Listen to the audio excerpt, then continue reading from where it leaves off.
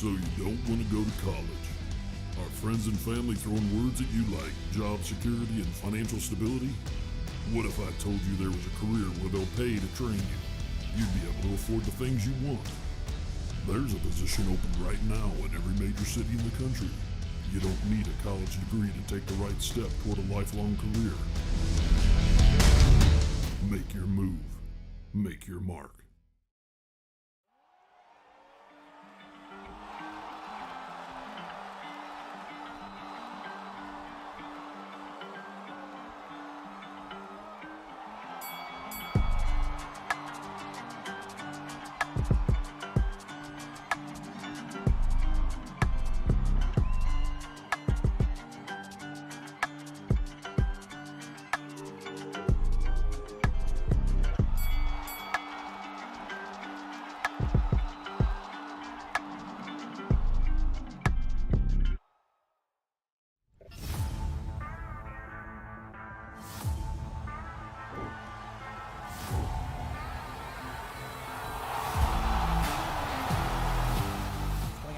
Fast, already try. Oh, beautiful counter to the takedown. Thank you for joining us tonight. A disadvantage to Zayas, but then he.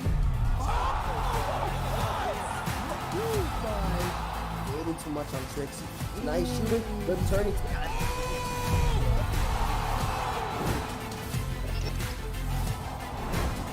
Watching on Twitch, watching on YouTube, watching from around the world tonight. I know the UFC isn't on right now, but guess what?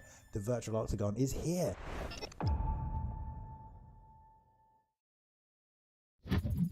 Ladies and gentlemen, welcome back to the ESFL Gaming Network for Week 13 of Season 4, the finale of the regular Xbox season. I'm Ben the Bane Davis. Joining the booth is, as always, one of the best in the business, Bruce Lee Rob. Rob, how are we doing today? Yo, we're doing pretty good, ladies and gentlemen. Bane, it's a pleasure. Another week Xbox, and we got a lot of implications on these matches. These weigh heavily. Playoffs are looming in the distance. This is the last regular season card that we got, ladies and gentlemen. It's going to be a good one, Bane. I'm ready. Are you ready? The culmination of months of work, blood, sweat, and tears from these athletes. The ups and downs of this season have been quite severe. Some people still have a couple remaining hopes for the playoffs, and other camps are pretty much locked and cemented in. Today's fights are going to be an exceptional one, sponsored by the Commercial Food Equipment Service Industry, CFESA. They've got the scholarship, they've got the tools. We'll talk more about it, but before we can get into that, Rob, let's over those PlayStation rankings and see what that console looks like today. Who's on top? Who's on the bottom? I'll let you start us off. All right, right now we got the Flow State Dons undefeated 6-0, and we're about to find out if that O is going to go. Can Diddy Boxing take out the Flow State Dons in match number 2? But then you got the Built for Ankle Picks sitting 5-1, and we're going to see them later tonight against the EK team. And now EK is bringing out the heat tonight because EK, you see them number 5, 3-3. But then you got Kingsman, Diddy Boxing, Elite Key. We got a 3-way tie. And these matches are so important, Bane, because a win here could solidify their spot in the playoffs next week in that doubleheader. And then you got Vex down there 6. There is a slight chance that they could make it if they get a win here today. And we know, Bane, we want to see the Lethal Weapons get that first win and get that donut out of there.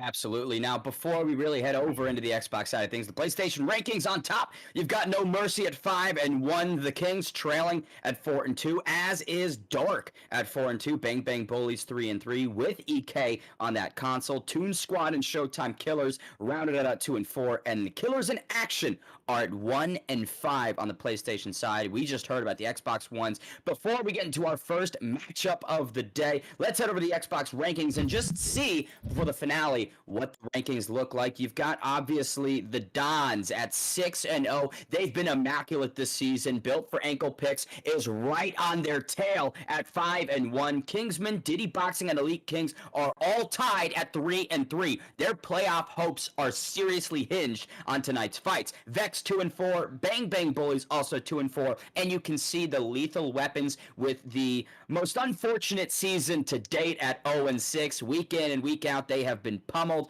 but not for lack of effort. I mean, they really have shown up and shown out. You remember the amazing performances by Webcam and several other fighters a couple weeks back. So they've still got some fire in them, Rob. Yeah, most definitely. A lot of these teams are also bringing ESFL debuters. They're trying to scramble to get these guys in position to get these wins, getting them trained up. And yeah, we have a big card here today, an important one, maybe the most important one before we get into the playoffs coming soon. But let's go ahead, Bane. What do you think? Should we just jump right in? Let's get right in. First matchup of the day is the number 6 ranked Vex Camp at 2-4. They take on the 0-6 Lethal Weapons. Again, LW is for the most part out of the playoffs. It's going to take a bit more than a miracle to solidify their spot in the final sort of events of this season. But the Vex Camp, they've got a bit of a hope left with a win here today. Rob, what do you make of this first matchup, Grains and Webcam? Yeah, Webcam, you know, right now he's 1-4. He's the leader of LW, and I know he's hungry. He's been talking in the scene. He wants this win. He's almost guaranteeing that LW is gonna come and get this first dub. But Vex, 2 wins under the belt. They're bringing out Grains. They're bringing out Koraglu, Jinga, and you know, it's gonna be tough because CIA Webcam, LW Hammer, and Ernesto, all very talented fighters. It's gonna be a good series to open us off. But this first fight is gonna be good. It's gonna be England versus USA, Grains versus CIA. Here we go. Heavyweight as well. Let's hop into that first matchup. 265 pounds to kick off the 13th week of this season. CIA Webcam is 1-4, but not without lack of trying. He put up such an amazing performance several weeks back, down at 135 pounds. He came out quick. He was incredibly lethal early, but just got extended late and lost the decision. Also losing to EK Capelot, Swab Jamie, B3 Leaks, and of course the aforementioned DD Concept. Now he beat BFAP Top Dog in week number 5, so he does have a lot of notable skills and opponents, Rob. It's been a tough road for Webcam.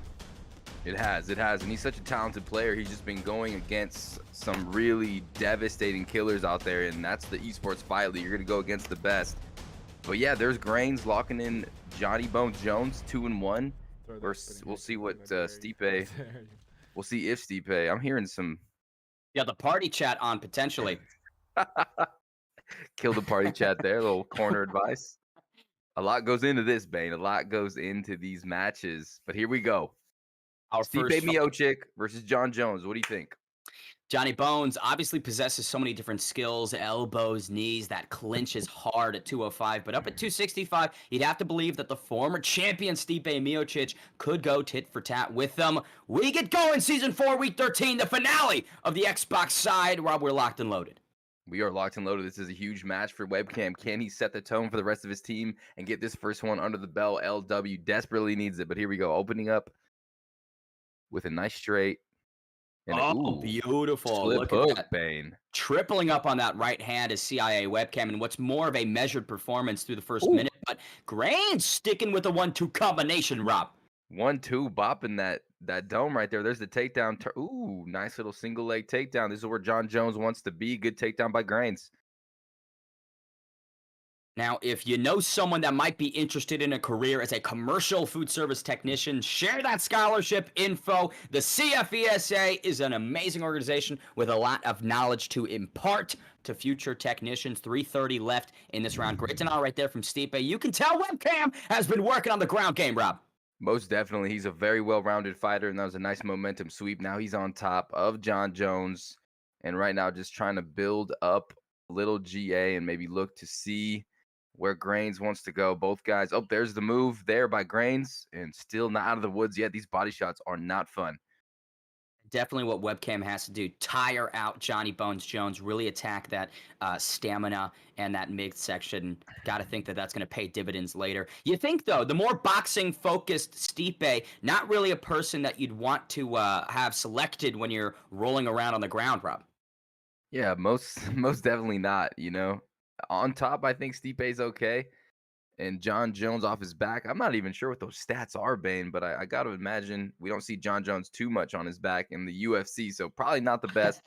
But this is, I mean, you rather be on top than on the bottom, huh? Oh, 100%. This first round is going all Webcam's way so far. He's got to be happy with this performance. That big reversal and now just accumulating control time and moments on top. Like I'd mentioned, he came out fast and furious several weeks back. This is a much more calculated showing from Webcam, who's always evolving. I mean, this guy over the last several seasons has just picked up tools every single fight. He is a scholar. He is educated inside the ring, and here he is in full mount, Rob. Yeah, here he is in full mount. Already done some good body damage, taking the stamina, the steam away from Grains. And I mean, when you're facing a John Jones player, what more can you want than to out-grapple them, to control them, to get into the dominant position, Bane, and just get the round in the bag? You know, 1-0, here we go. 40 seconds left, though. We'll see. Back in full mount again for Miocic. You can Beautiful. see Stipe in the blue, Johnny Bones Jones in the gray. And mentally, what does this do? Ooh, big Grains- shots, Bane. Big shots. Damn, Woo! You you're see his late. head bouncing off the canvas. Oh, here we go again, Bane.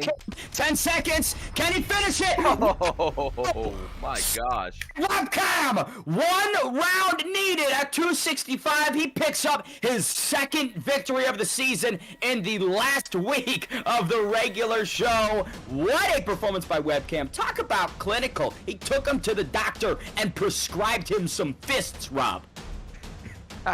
He did indeed, and that was a first round finish as well against John Jones with Stipe Miocic in that fashion. So impressed. Good job, LW Webcam. Huge win. Way to open up this series, and man, that was dominant right there. Beautiful work. Amazing start for the Lethal Weapons camp. I mean, LW starts strong, and then that spark has faded several times over the course of this season. Maybe this will be the exception tonight. Next fight at 155 pounds, we've got Vex Koroglu taking on LW Hammer. Hammer 0-3 this season. At one point in time, the defending ESFL champ now has struggled a ton. He's been very vocal, I would say, with his complaints, but here he is, time to back them up against Vex Koroglu. Rob, what do you make of this opponent here tonight? Yeah, LW Hammer was competing under the Diddy boxing banner, but now LW swoops Hammer, an experienced player, like you said, former defending ESFL champion, and he brings a lot to the table. He's very good with the rubber guard, and Hammer's just a good guy to have on your team. However, Koroglu 1-0, Bane, so he has tasted victory. LW Hammer 0-3, like you said. This is a rematch, and Hammer beat him before, and we're going to see where these guys are at now in their careers. Let's talk about these picks. No, Koroglu beat Hammer in week number 9. Hammer 0-3, seeks revenge at 155. Seems like Koroglu's picking Right. defending lightweight champion Islam Makhachev and LW Hammer with Dustin the Diamond Poirier. If Hammer is successful, LW gets their first point on the board at the very end of the season. That would be quite the story, Rob. It really would. It really would. That's what you want. You don't want to go with a 0 and donut the rest of the in the history books, man. So here we go. Let's see what he brings to the table. I mean, Dustin Poirier, interesting pick. He's gonna have some striking. He's got some grappling, but Makhachev, I don't know. Talking about donuts, if you want to be on the other side of that coin, the CFESA has partnered with the ESFL, providing an opportunity for our community to sign up for a $2,500 scholarship, up to $1,500 worth of tools. Start your journey as a commercial food equipment technician today. No experience or degree is required, Rob. That's what I'm talking about. That is what I'm talking about. School's not for everybody, right? I'm homeless. Now, 4 minutes to go in this first round. Big left hand right there from Poirier. Hammer attacks downstairs. Rob, we're seeing a composed approach from LW Hammer. Most definitely. And those teep kicks are coming in for Koroglu, keeping that range. And I know Hammer is probably going to be looking for that takedown, but right now he's just throwing those paws.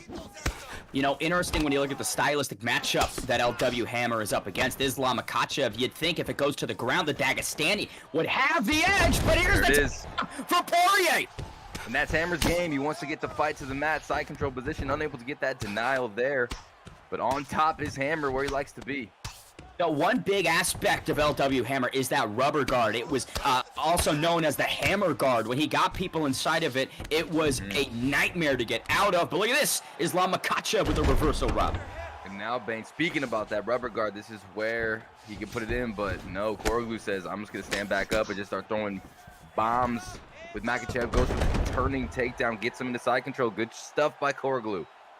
Midway through this first round, Rob seems pretty back and forth. Some elbow from Islam Makhachev announced themselves on the dome of Poirier. Sharp elbows. He's going to try to use the cage to get up. Can he get the denial? Beautiful right flick there by Koroglu to deny it. Now going right into Kimura. He defeated Hammer in week number 9. Can he do it here again tonight? LW Koroglu, excuse me, Vex Koroglu bails on that attempt, goes back right to it, Rob. Back again, trying to get a read on that defense. Hits the button, but yeah, that's him just downloading, just attacking another elbow. And these are sharp, Bane. These are not fun for Hammer. He's eating some damage here. Good denials up. What does Hammer need to do? He's got the cage to his right. Are there any escape attempts that he can muster right now? Yeah, he just needs to be unpredictable here. There's the good one, but oh, beautiful. Koroglu's just doing a very good job at predicting these flicks. Let's see if he get that right flick again. Oh, beautiful stuff. He's stuck right here, Bane. Koroglu's on him. Stuck like glue, as one might say. Koroglu. 6 seconds left in round number 1. That is the third Kimura attempt, I believe, and some more elbows on the dome of Dustin. This is not the first 5 minutes that LW Hammer drew up. Will admit that he had some serious criticism regarding the lag, issue with the condition. But again, Koroglu's passed that test every time the ESFL has tested him. So that criticism a bit unfounded as we head into round number 2. Islam Makhachev with a dominant performance through the first 5.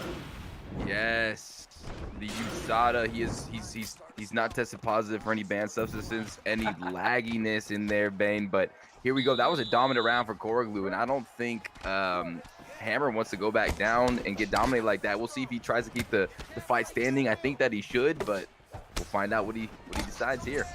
It did seem like he had a bit of a striking advantage in the stand-up. You'd think Poirier better than Makhachev, but Islam gets the takedown reversed.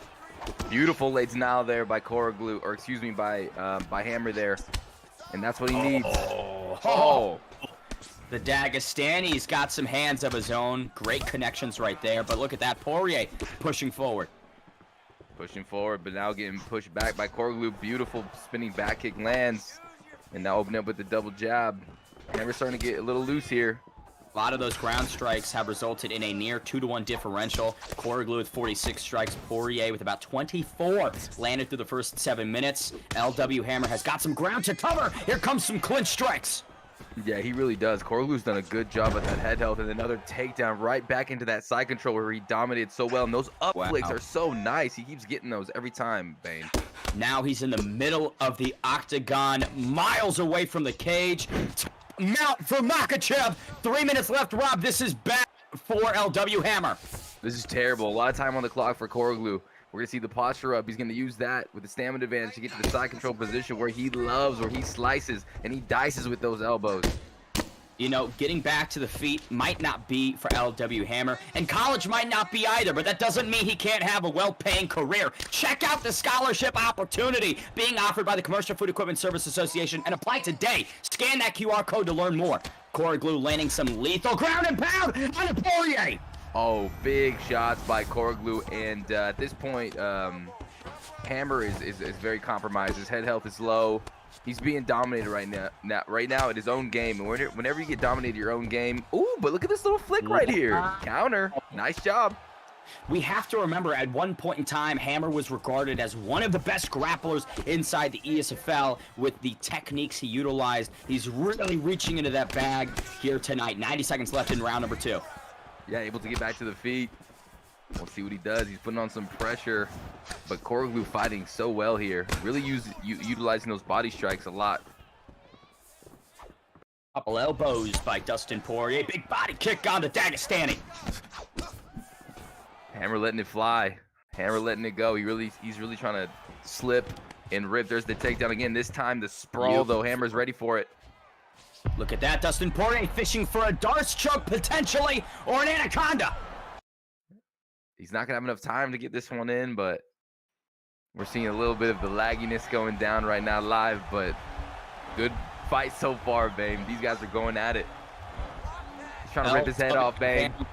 Not going to be able to finish this submission here. Potentially will lose that position as well to conclude round number 2. What a tough 10 minutes for the lethal weapon incumbent. 0-3. Rob, what are the odds? He's 0-4. How can Hammer turn the tide? Yeah, Hammer's in a tough position. He's lost the first 2 rounds. His stamina is a little bit compromised. His head health is dwindling, so he's going to have to do something miraculous on the feet, I think, to get this win. He needs a knockout. Hammer, not known for being the nail in most situations, but this season has experienced defeat every time out. He's got less than 5 minutes remaining to end this 4th season with a win. Big uppercuts right there from Poirier and a big cross on the outside. There's a takedown again. Let's see if he can get it. Ooh, he tries to pull guard, but Hammer says no, sir. Good defense by Hammer. Now Hammer coming forward, lands some good shots, but connection by Koroglu to back him up a bit with that straight. One issue that we have to note is the accumulated damage that Dustin's taken to his head via those elbows. You know, when he gets in these firefights with Islam Makhachev, doesn't have that punching power, but due to how debilitated Poirier is, they'll make an impact.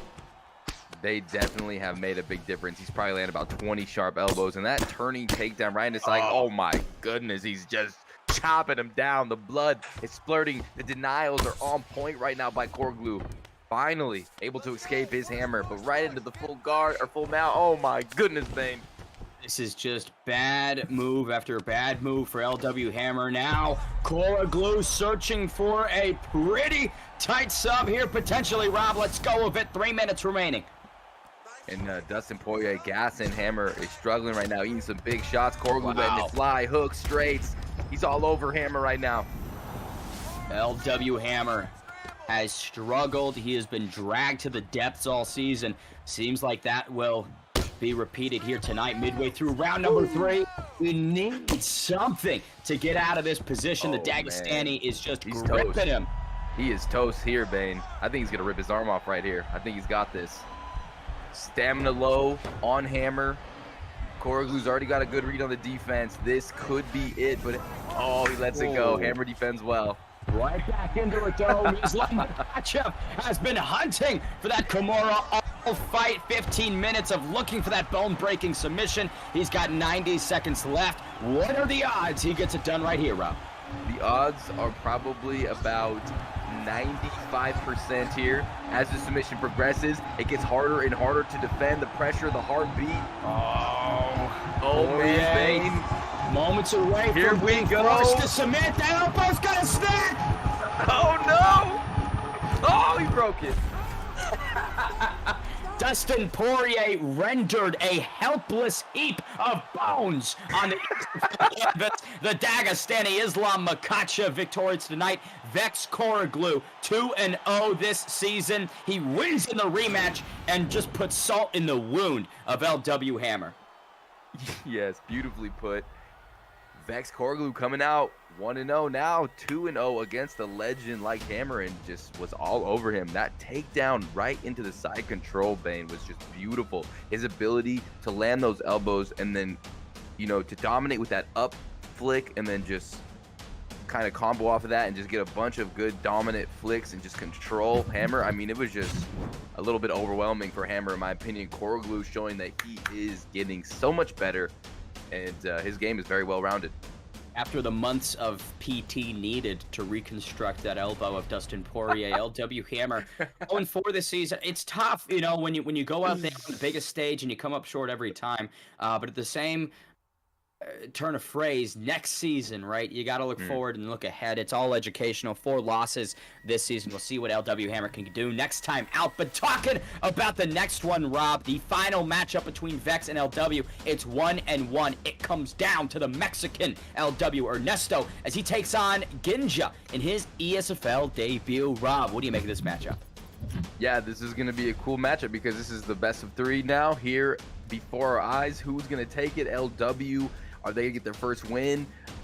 Vex sending out Ginja, his ESFL debut. We don't know what to expect. We don't have a lot of information on this player, but we do know LW, Ernesto, as they lock in their picks. Bane, if you could talk about those. 1-1 from Mexico. This guy's got some experience. He's here to play. Now, if this is Ginga Ninja, who I believe it is. If he's not, correct me. But man, this guy's been around forever. Glad to see him get a crack at the big show. He has been bouncing around those smaller affiliate promotions, and he deserves this opportunity here tonight. But the pressure's on. Conor McGregor and Alexander the Great Volkanovski at 145 pounds. You'd have to think Volk's got all the tools, but Ginga Ninja possesses the power. Most definitely. He's got the range. He's got the power. Ooh, but we know how good Volkanovski is in this game. Now the takedown. Beautiful job denying it by Ginja. And that's what you want to see early from a Conor McGregor player. Big uppercut lands on the break. You got to be wary of the notorious Conor McGregor early. Ernesto makes a big combo upstairs. Oh, he's getting tagged. Beautiful combination so far. And you're seeing that the hands coming down. He's ready for the takedown. And we're going to see Ernesto. He's going to have to get some respect. He's going to have to hit him. Beautiful work by Ginga Ninja inside that phone booth. Ripping to the... Oh, big shot. Ernesto briefly stunned. He retreats back behind those black lines. 3 minutes and 30 seconds. And Ginga Ninja looks comfortable in his debut. Yeah, he's looking strong. He's looking very good. Accurate with his shots. Already rocked him once. And he's swinging hard. He's swinging fast. McGregor at 145 is like a momentum fighter, right? Once he rocks you once, he knows he can do it again, and your ability to succeed slowly dwindles. Ginga Ninja feeling it. We'll say, right? Conor in that southpaw stance. Volkanovski in the orthodox. He's got a lot of tools with that rear kick to the body, but he hasn't thrown it too much, Rob. No, he hasn't. And Ginja just really attacking with that left uppercut beautifully. Ernesto's got to watch out for it. He's already gotten rocked by the uppercut, and he's already gotten tagged there, so he's got to be careful. Oh, man. Ernesto's getting tagged badly here. One weapon we haven't really mentioned is that right hook of Conor McGregor. That lead check right. It has landed several times on the cheek. Less than 2 minutes remain. Ernesto with the season, with his team on his back.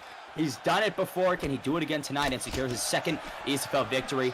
Tough task here. Yeah, Ernesto's getting tagged in that pocket, in that range of Ginja, and Ginja's just throwing these stationary combinations off that straight, Bane, and they're looking pretty devastating right there. You're seeing the fake takedown from Ernesto, but also the body work as well, the mix-ups from our boy here, Ginja. Oh, check kick too. Nasty. Ginga Ninja looking complete on the feet here. Maybe Ernesto should try to grapple. I believe he's shot for a takedown once, but hasn't in several minutes. He's just eating all those shots. Ernesto's hungry today, Rob. Ernesto definitely is hungry. He's hungry for those left uppercuts from Ginja, and Ginja is serving them. Maybe that's why he's not taking them down. I mean, they're flying out there. Oh, man, he's getting teed off on here, Bane. Lightning quick combination from the Irishman again. Ginga Ninja in his long debut. Oh, In the most of it, Ernesto. Great head movement at the end of round number one, but he is battered ahead of this second set of 5 minutes, Rob. yeah, he is. Ernesto took a bunch of devastating shots, and Ginja also now, when he had him hurt, he was mixing up to the body, doing damage all over the place. That was a dominant round there for Ginja, coming out strong in his debut. Here we go, though, round number two. Let's see what sort of adjustments Ernesto decides to make. The recoverability of Alexander Volkanovski, definitely immense, but he'll need to work on that defense, Rob. Definitely, Ernesto probably needs to come out with a slip hook, a lot of uppercuts, lead uppercuts. Oh, he's just smashing him right here. A lot of pressure from Ginja. Ernesto got caught taking pictures. Ginga Ninja lands again with that lead uppercut, left hand into a takedown. Ginga Ninja, though, defends it beautifully. 0 for 2 is W. Ernesto. Stunned again, Rob! Oh, man, off the clinch, too. Ginja putting on that pressure. Ernesto's head health is blinking, and Ginja's just throwing combinations, putting that pressure on that block. You can see Ernesto trying to mix it up, throwing those kicks, but Ginga Ninja wise to it. That left hand again. Oh, man. Nasty. Accurate. Vicious. Wow, what a steamrolling 7 minutes it's been for Ginga Ninja. LW Ernesto blinking like a Christmas tree. Woo! Left hand, double barrel. Oh, man. Yeah, Ernesto is in big trouble here, Bane. He cannot take any more punishment, and I think Ginja's going to dish out a bunch more, so it's probably over soon. Oh, seems like not an if, but a when. Ginga Ninja will connect with that killing blow midway through this second round. Ernesto with some good footwork gets dropped again. Sneaky little uppercut lands there for Ginja Ninja. Big shots for Ernesto. Now he's throwing a little wild, trying to keep this train off him. That is Ginja. There's just no stopping as it steamrolls through Ernesto Station. 2 minutes left in round number 2, and Ginga Ninja's backing him up behind those black lines. Ernesto being a little bit more defensive as we approach the final stretch of round 2. Yeah, he had an opportunity to do some damage right there. Here's a takedown attempt, but Ginja been perfect on his defense. Bam, right hand connects. On top, this could be it. Bang, bang. Ginga Ninja in his ESFL debut. Vex's season on the line comes up big against the battle-tested LW. Ernesto washes him away. LW goes 0 for 7 in Season 4. What an unlucky series it's been, but Vex's playoff dreams are still alive. Yeah, big necessary win for Vex. Ginja putting on a performance for his team in his ESFL debut. Complete domination. I mean, his stand-up looked really nice, the way he was fighting off that straight. Ernesto would have liked to have seen him maybe move his head a little bit off that center line. A lot of lead uppercuts, rear uppercuts, straights, opening up those combinations for Ginja. But Ginja looking strong and looking fierce. That Vex. final sequence, right? You see LW Ernesto jumps in for that takedown, doesn't get it. He's drained. His stamina was exhausted, but he's right in the pocket against Ginga Ninja. Couldn't wear that damage. Once again, tonight's fights are brought to you by the CFESA, partnered with the ESFL, providing an opportunity with our community with a $2,500 scholarship. That includes $1,500 worth of tools. Start your journey as a commercial food equipment technician today. Rob, no experience, no degree. Scan that QR code to learn more. Scan that QR code, get some information. You know it's a good opportunity. Let's go. What about this next one here, Bane? Our second matchup of the evening includes the leader of the season, the Flow State Dons, 6-0 versus Diddy Boxing, who are 3-3. Tall task for the DB team in our second series tonight. You can see FSD Fatinator and Noggin take things off at 265, followed by Blake, Tyler, and Driz down at lightweight, and concluding with Yurta and Dezino. ESFL debut for Dezino. Tough position to be in, right? We saw Ginga Ninja flourish in that moment, but I feel like if it's 1-1 heading into that final matchup, you don't want to be the debutant, Rob. You don't want to be the debut. That's a lot of the debutant, because that's a lot of pressure. But then you could also pull a TJ Dillashaw versus Renan Barao and rise to the occasion. And that's the beautiful thing about the ESFL, Bane, is you never know what you're going to get. It's like a box of chocolate. Where's Forrest Gump? What a film. What a performance by Tom Hanks. Talking about this first matchup, we've got the Flow State Don Fatinator. 3-0 this season. He is a veteran. He is one of the greatest players on earth. He goes up against Norway's 0-1 Noggin. Rob, this first matchup at 265. Break it down for me. Yeah, you got Flow State Dawn, 6-0. Diddy Boxing, 3-3. Big moment right now. Can Diddy Boxing dethrone the undefeated team, the only undefeated Xbox team? We're about to find out right now. Fatinator 3-0 out of England. Noggin 0-1. This is actually such a mismatch on paper. The underdog obviously is Noggin. Explosive in the pocket, elite footwork, but can he keep up with that elite pressure from the Fatinator? Always looking to finish the fight. Talk about these picks. Who do we got? Where are we going, Bane? I believe we're going to see Francis the Predator Ngannou. Oh, man. On the ESFL stage. Obviously, a lot of power with the Cameroon-born fighter. Taking on Johnny Bones Jones. The existing rivalry between these two includes one win for Fatinator. Fad with Bones feels like a lethal combo. I've pulled a bit of a James Krause right now and put 27,000 points on Fatinator. So we'll see if it's true. Bold move, Cotton. Bold move. All right, here we touch go. Of gloves. Right, you have to respect the power of Francis. When Ngannou lands, it is like a meteor crashing into the surface of Earth. But Fad, defensively sound this season, obviously 3-0. He hasn't taken many licks, Rob. Definitely not. This guy is pretty talented, and we've seen that many times. And Noggin cannot get taken down. He cannot get in this clinch battle. He's got to watch those long teep kicks of John Jones, and he's got to land that meteoric power, that 100 power rating that you were talking about, babe. But you see a big speed differential. Jones mixing it up, ripping to the body, good front kicks and teeps. I think that's going to be a lot of Fadinator's attacks early, right? Just those poking moves, just trying to prod, maybe take away the stamina, and get in positions like this. Great work by Ngannou. Big, important takedown defense there by Noggin, and Noggin also doing some good work on the left leg of Fadinator, but Fadinator also just poking beautifully with these shots. And like you said, those take away from the body, take away from the stamina, and they are annoying, and they are distance creators.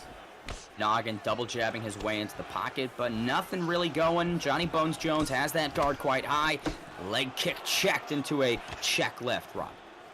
Yes. Ooh, sneaky little uppercut there from Noggin. Noggin trying to meander his way around, trying to figure out how he could get in on the inside. He's even using his own kicks here, Bane, to try to keep up with Johnny Bones Jones. But if he gets into that sort of game, I don't know if it's going to go so hot for him.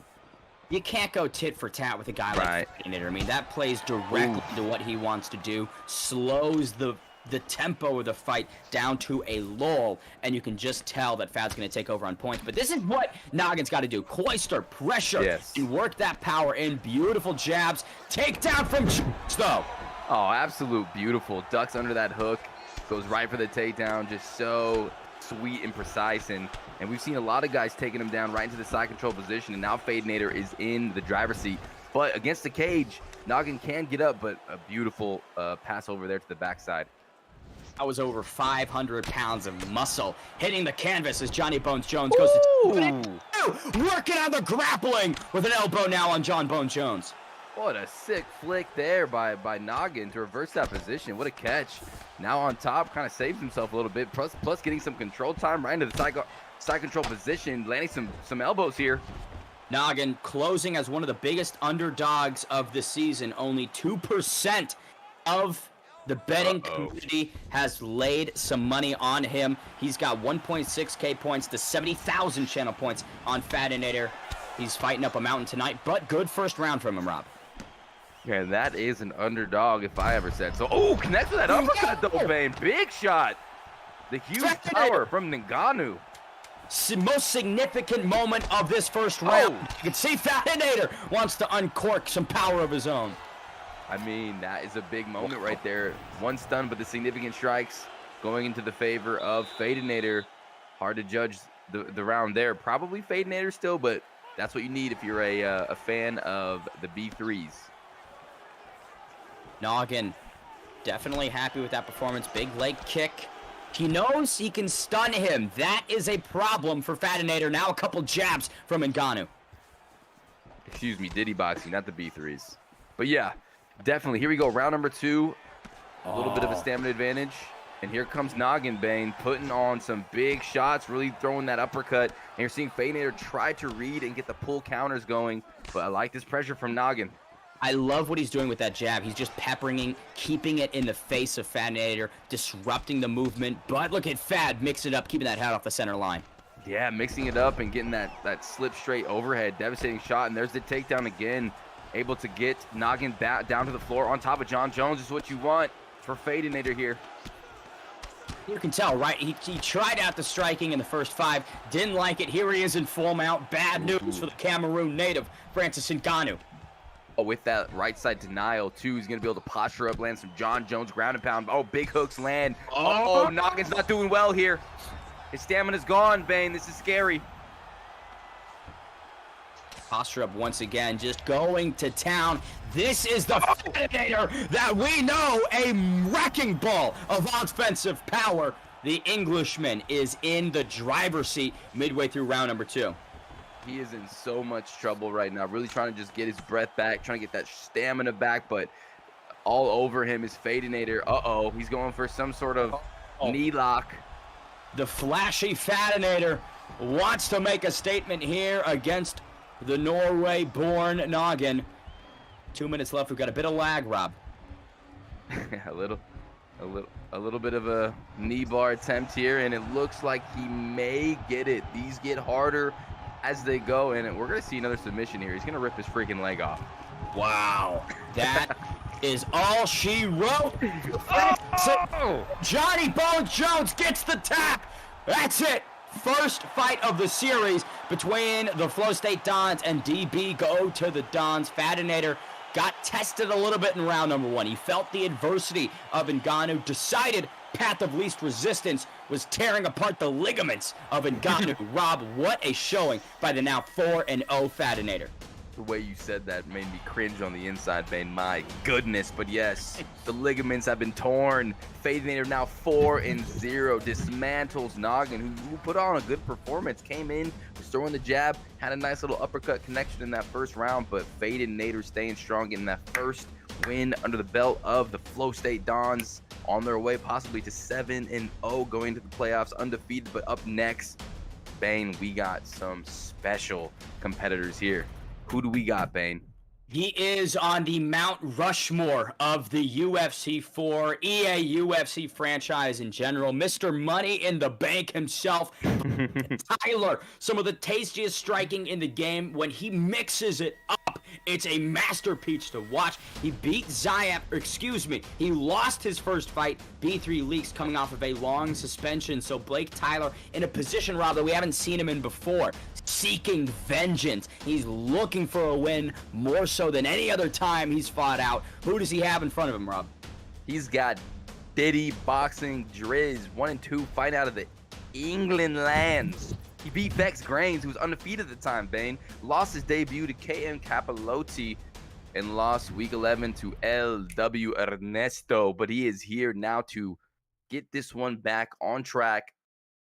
Even out the series, a lot of pressure on Driz here in this fight. This is a huge moment for Diddy Boxing. Can Driz beat the legendary Mount Rushmore Blake Tyler?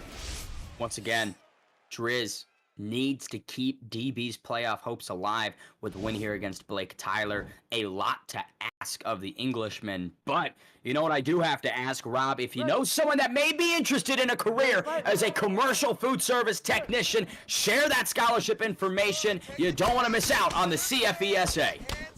No, you do not. And right off the bat, Driz being put on his back foot by Blake Tyler. In and out footwork. Ooh, beautiful. Right against the fence. What a ferocious start by the 0-1 Blake Tyler. You can tell he's looking to make a statement. Herb Dean, third man inside the octagon. I can't imagine that this one's going to go the distance. Good combos by Poirier early. Yeah, you're already seeing Blake Tyler fighting in his rhythm, finding his range quickly. But here comes Driz trying to go to the body. We've seen Conor McGregor already win once tonight. Can Driz repeat that success? Through the first minute, seems like the pressure is all from Blake Tyler. Yeah, and it seems like that's a stressing out Driz a little bit, interrupting his flow, and just his ability to get in and get out. Blake Tyler just looks like a little cute cat in there, just limber and ready to explode. He's pouncing around. Unload those claws onto the chin of Driz. We'll see if he can do it. 2 minutes down. Not really a diversified attack from either gentleman. Both guys are headhunting in this first early frame of this lightweight bout. Man, Driz is really struggling at landing his shots here. Blake Tyler really using those left stick flicks, the footwork, the outs, the ins. I mean, he's looking on point right now, Bane. Not a lot of significant damage has been landed, but you can tell the longer this goes, the worse it could be for Driz. On the back foot is Conor McGregor. Not really the best way to use that fighter, Rob. You definitely want to be landing some more punches, but he's just getting so much heat here from Blake Tyler. I mean, Blake's just all over him, and whenever Driz responds, you know, Blake's just not there. Oh, there's a good shot. Big left hook from the Irishman. Goes downstairs with that leg kick. Blake Tyler wise to it. You could tell the head health of Driz steadily declining as we approach the final 90 seconds. Yeah, and his stamina bank is slowly declining too. because he keeps whiffing, and those teep kicks keep coming out from Mr. Poirier here, played by Blake Tyler. And I mean, what a first round, and those straights as well, smashing into the solar plex of Driz, and he's starting to gas out here. A suffocating approach from Blake Tyler in the early goings of this lightweight bout. Again, I mean, just right in front. You don't see a lot of guys accept this phone booth position so frequently, but Blake Tyler thrives inside it. Last 30, have to imagine 10-9 Tyler if we make it to the second round. Yeah, most definitely, most definitely. And, you know, Driz is still landing some shots here and there. He's putting some pressure on the block of Blake Tyler, too. But, man, I mean, this is just a pretty clear-cut first round for Mr. Blake Tyler here. Of Poirier, definitely impressive, but Conor McGregor has that cannonball of a left hand, and that stays true through the full 15. If you're Driz, how do you change this momentum? How do you reverse the pressure? Driz needs to come out, put the pressure onto Blake Tyler, watch those body shots, and he needs to land something significant. Maybe get a slip, maybe look for a pull, and just come forward and bite down that mouthpiece, Bane. Oh, that knee is nasty. To make it work, slight stamina advantage for the Louisiana and Dustin Poirier, but you can see Driz really leveraging that power early in round 2. Yes, he is landing some big shots and still just moving out of the way, moving and grooving. Ooh, nice shot there from Mr. Driz, though. Ooh, that was nice. Poirier ate that combination, wore it well, but the block of Blake Tyler looks a bit debilitated, Rob. It does, it does. He's relying a lot on that block when he comes in, keeping his R2 held down, and here comes Driz. Bane landing some good shots. Definitely not out of this one. Driz still has a... Oh! Woo! What a right hand briefly stumbles the Irishman. Driz looked composed. Now he looks like he might be treading water a little bit. Definitely, definitely. He's doing well under this pressure. Blake Tyler is such a phenomenal player, and Driz is hanging in there. Nice little hook from Driz as well to the body, to the straight. Let's go. Big miss right there with that front kick. Trying to anticipate Blake Tyler coming in. Whiffs big. That slip straight to the chin of Poirier. Nasty little slip straight there by Driz. Driz fighting his moments, and he's putting a lot more pressure, and he's having some success. 1-2 head kick lands as well. Here comes Driz. But you gotta be wary of the head health. You can tell Blake Tyler is able to wear it better, but both guys eating damage in this second round, Rob.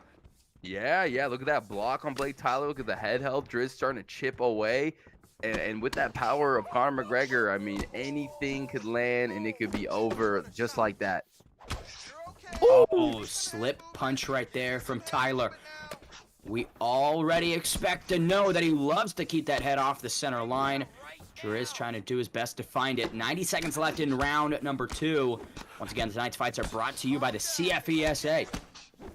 And here comes Driz putting on his own show, putting on that pressure, coming forward, not letting his opponent back him up, but he's had a lot more success. There's a knee that landed as well, and Driz starting to flow a little bit here. He's putting Tyler on the back foot. Blake Tyler uncomfortable with this reversal of momentum. Final minute of round number 2. Driz entering that flow state. Big catches that leg. Here we go. And, you know, Dustin Poirier does have that recharger perk. He's going to recover some health, but I don't know about his block. He's really relied on that block heavily in this fight, and it's just deteriorating here. Lot of stamina usage, though, for Conor McGregor. He's definitely not the fresher fighter coming into round number 3. Definitely not, man. Definitely not. I mean, he is gassing out here, but he might have a little bit left for round number 3 as Blake Tyler just teeing off at the end of that round.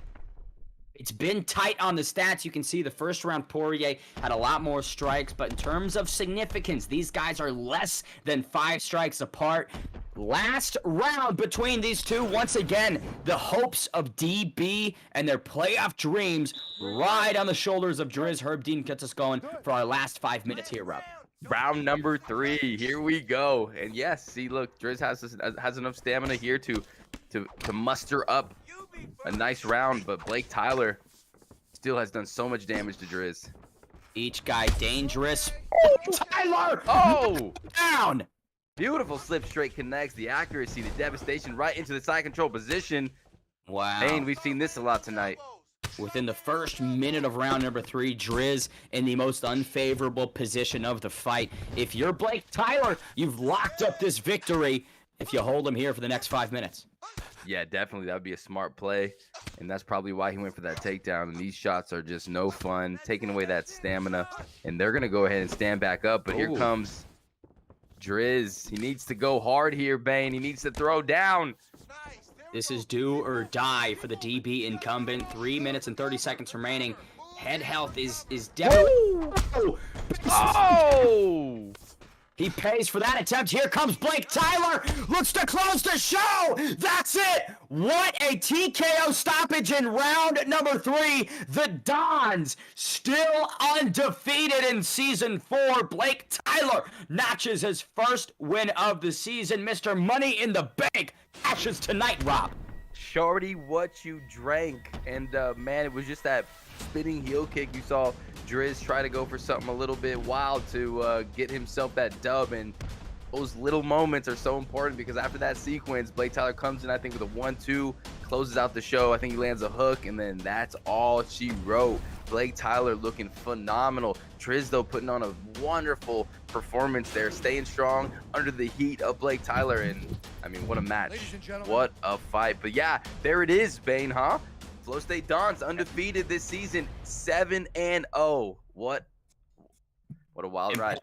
Impeccable by the Dons. Almost what we've expected. I mean, FSD, you're combining the best of the best ahead of season 4. Their success was one that we could have foretold. And for Driz, go big or go home. I kind of respect that large strike, even though it led to his downfall. It wasn't something he'd thrown before. Felt like maybe he could catch Blake Tyler coming in and turn the tables. He knew that he needed something big, so I respect the attempt. Some people might call it a silly mistake. I call it a grand slam attempt. Either way, we've got one final matchup between FSD, Yurta, and Dezino. Dezino's pressure of being an ESFL debutant has been erased. We're just going to have this one for fun and see how it affects the playoff standings. Yurta, of course, from Scotland, veteran of the scene, elite striking, trains with the best in the world. He beat CIA Webcam, and he lost to EK Capelot and BFAP. Dirty Dave. Rob, what do you make of these matchups at 145? Here we go. Yeah, let's see it. Okay, Conor McGregor. And what was the selection? It was Volkanovski. Okay, we've seen this matchup before. Yurta is going to have that range, he's going to have that power, but Dezino, in his debut, he's going to have a lot of footwork, he's got a lot of energy, a lot of cardio. He's got to figure out how to mix and match that takedowns, those clinches. Let's see what he brings to the table. I'm excited. These debuters have been showing out tonight, Bane. They certainly have been. Ginga Ninja, of course, notably notching that win. We'll see if Dezino can follow suit. Alexander Volkanovski, keys to victory, have to think, putting the pressure on, maybe getting that grappling going, and of course, avoiding that right hand. If you're Conor McGregor, you want to land that double-barreled shotgun, Rob. Most definitely. That thing is devastating, and already Yurta putting on that pressure. Dezino, though, opening up with a nice little flurry, and he's starting to tag him. I like the short shots of Dezino here. He's definitely found the chin of McGregor several times in this first minute, but continued success we will see. And we're seeing Yurta go to the body in these combinations very nicely. Ooh, Dezino also going to the body. Both going to the body. Woo! Watch out, Bane. Did you see that? That's a haircut right there, baby. 3 minutes and 40 seconds remaining, and you can see Conor McGregor turning it up. Yeah, starting to land some big shots right through the block. Dezino feeling the power of McGregor. And a lot of slip straights. Ooh, those body uppercuts, Bane, are devastating. Big right hand to the body from Volkanovski. Now unloading upstairs, Dezino with a couple crisp combinations. Yeah, Dezino doing work when he gets in close on the inside of Yurta, just landing some beautiful looping combinations. Nice work so far by Dezino. Rob, what we're seeing is a tale of two pressure strikers. Whoever leads the dance typically has success. At least that's been proven through the first 2.5 minutes. We will see if that rings true. Dezino with a couple feints right here, drawing out reactions. Both guys drawing out reactions pretty well. Oh, man, that left uppercut is something Yurta is really going to the well with. And Dezino's season, he's slipping pretty nicely. There's a nice little TPK clinch attempt. Boom, knees flying. Big shots right there from McGregor off the break. You can see once again we're in that southpaw versus orthodox stance. Oh! Oh! connects with that sharp knee right to the dome of Volkanovski, and that does not feel good. And now Yurta still just pushing Dezino against the cage. Dezino fighting for his life, trying to slip and rip. Oh, what a fight. Oh, what an extended combination right there from the ESFL debutant. I mean, 6 or 7 strikes landing flush on the chin of the veteran. Yes, he's in the fire, in the pocket. Dezino still just fighting amazingly on the inside, but the power from Yurta. Oh my goodness, Dezino. Yurta experiencing a sizable serving of adversity through 4 minutes. Dezino looks like he belongs inside the ESFL. Rob, what do you think? Definitely.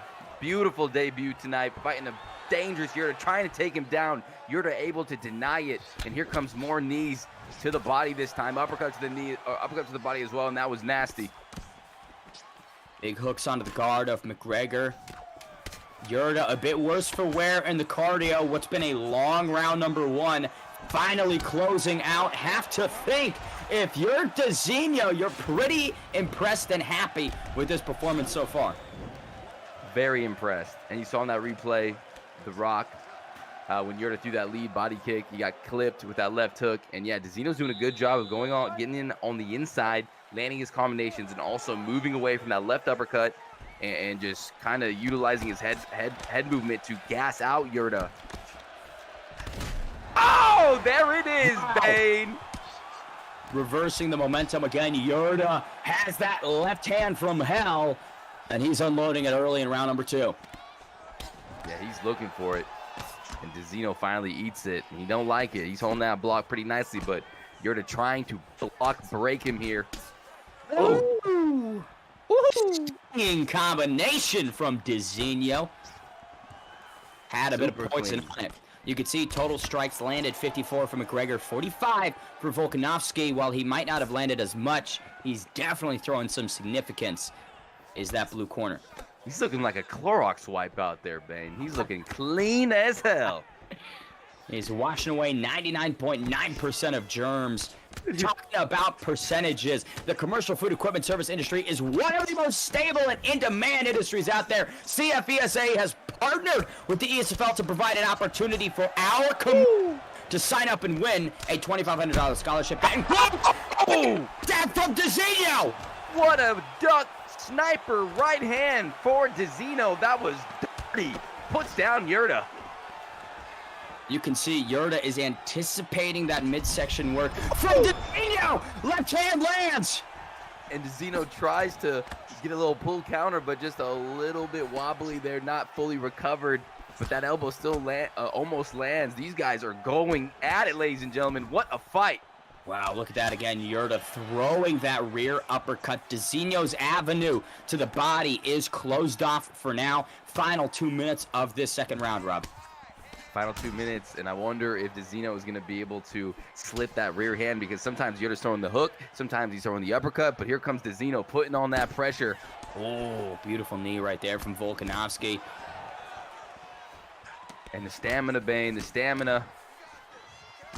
He's eating away at it a little bit. Dezino in that third round, he's going to be a monster. If we get there, less than 90 seconds remain in round number 2. Dezino's eating some shots, but so is Yurta. Yeah, Yurta is feeling it right now. He's feeling the pressure, but he's fighting beautifully defensively off of his back foot. And here comes Dezino just throwing 4-punch looping combinations. Not what you want to do in the pocket with the... Oh! Bang! Yurta silences the debutant in an absolute barn burner. You thought Dezino getting a little bit overzealous. He pays big to the battle-tested Yurta. Lights out. And Yurta was looking for that left uppercut all fight. Wow. Oh, and the detonation on the face of Volkanovski. Sweet dreams. Wow. Prince. Sometimes you're the hammer, sometimes you are the nail. That heat-seeking ballistic missile of the left hand proved which was which tonight. The sweep from the Dons. 3-0 tonight with Fatinator, Blake Tyler, and Yurta. You simply can't draw it up better than that. We will see once tonight's matchups are concluded whether or not DB will have done enough over the course of Season 4 to earn a playoff position. But Rob, we must move forward to the third series of tonight. It's B3 versus the Kingsman. 2 and 4 is the number 7 ranked B3. The number 3 ranked Kingsman at 3 and 3. If they lose tonight, once again, they're in a treacherous position. They are. Kingsman now seeing DB go 3 and 4. Now they have an opportunity to just steal that spot. I mean, they go 4 and 3. I think they get the spot. But B3, if they win, they go 3 and 4. Then they're tied with DB. Now we're in some weird, tiebreaker situation where they could get the spot. So everything is so important right now. This is gonna be such a good matchup. You got B3 Jax versus KM M-Town. Leaks, one of the most profound players up and coming in the game against Caliber, and then Clover making his ESFL debut versus Capilotti. This is going to be a good series. Unsure B3 strategy, but they've got 2 ESFL debutants on the season finale of Xbox, and what is arguably the most important card of the year. You've only got one guy that's seen the bright lights of the ESFL prior to tonight. Interesting strategy. We'll see if it works out for them. First fight takes place at 125 pounds. KM Motown defeated Vex Matty D. We all know how much of a problem Matty D is inside the octagon. Lost to FSD Fadinator and BFAP Trixie. Zero shame in those defeats. He's from America, USA. He takes on B3 Jax. Not a lot is known about his opponent, Rob. Not a lot. We have not seen this guy perform, but we're about to see right now, and we'll see what these guys decide to who they decide to select. We see there's a little bit of history there, good connection as well. Jax actually getting the better of M-Town in their previous fights. I don't know how much weight that's gonna bring here, but there it is. Brandon Moreno versus TJ Dillashaw.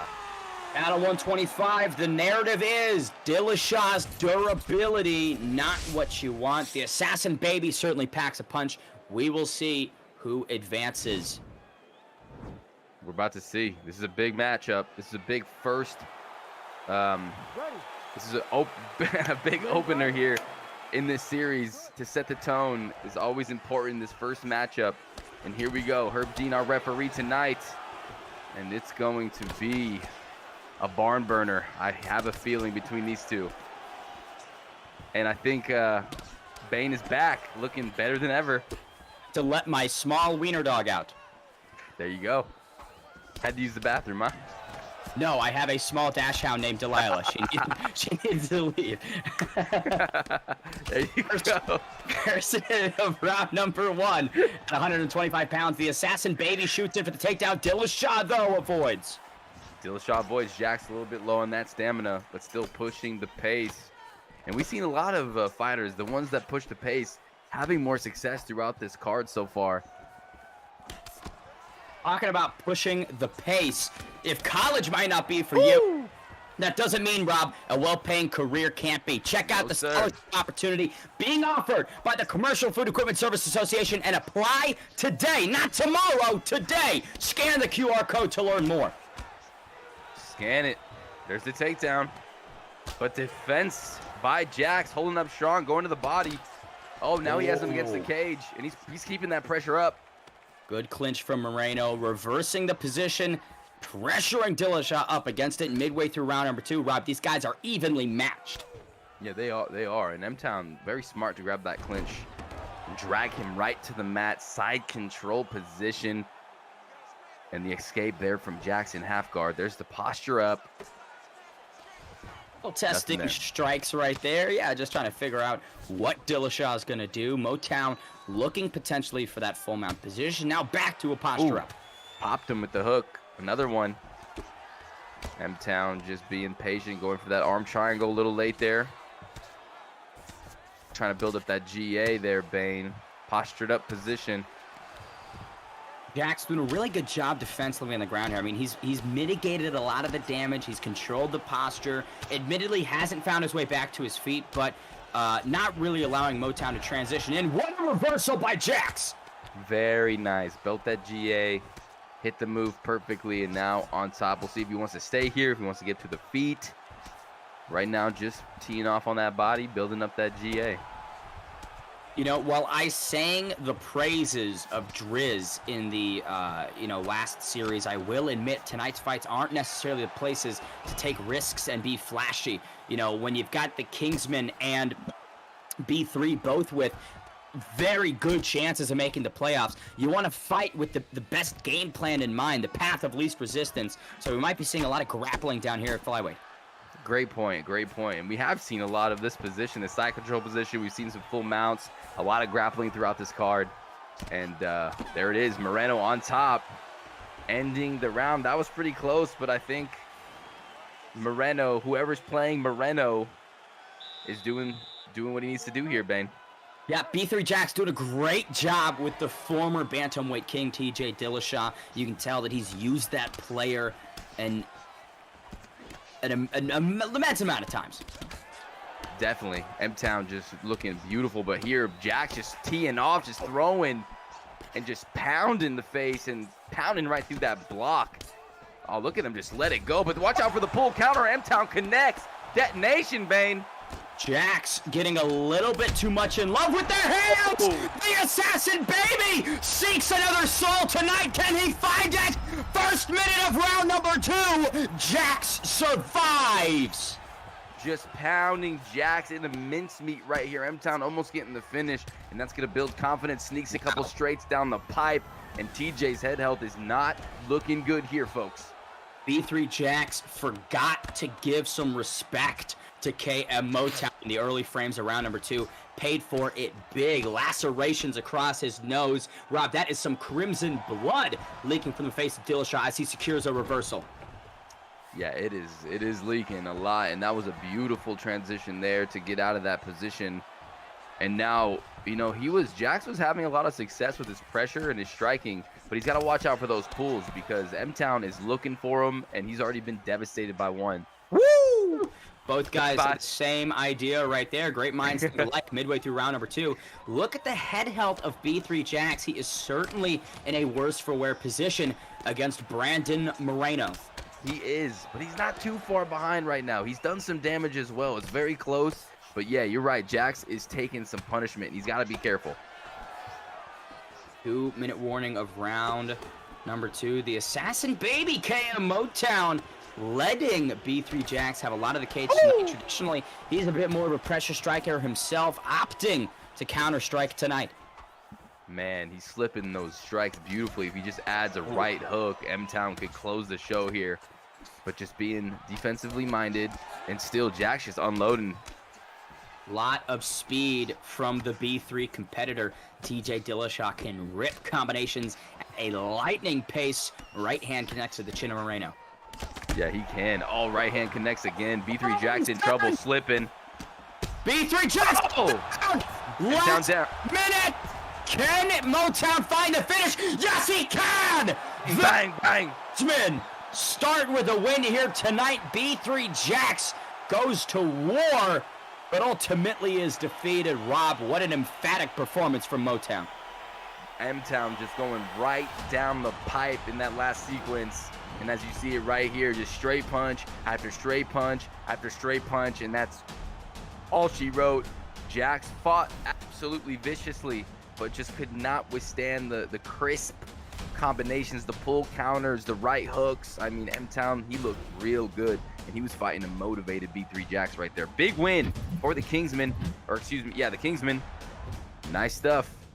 Great start to the series for the number 3 camp in season 4. Again, Jax, right, starting so aggressive. You know, when you start in that fashion, if your opponent is still standing after 8 minutes, mentally, you start asking yourself, what do I need to do to get this guy out of here? Jax unable to pull the answers out, Rob. Next up, though, we've got another American from the Kingsman. He is KM Caliber.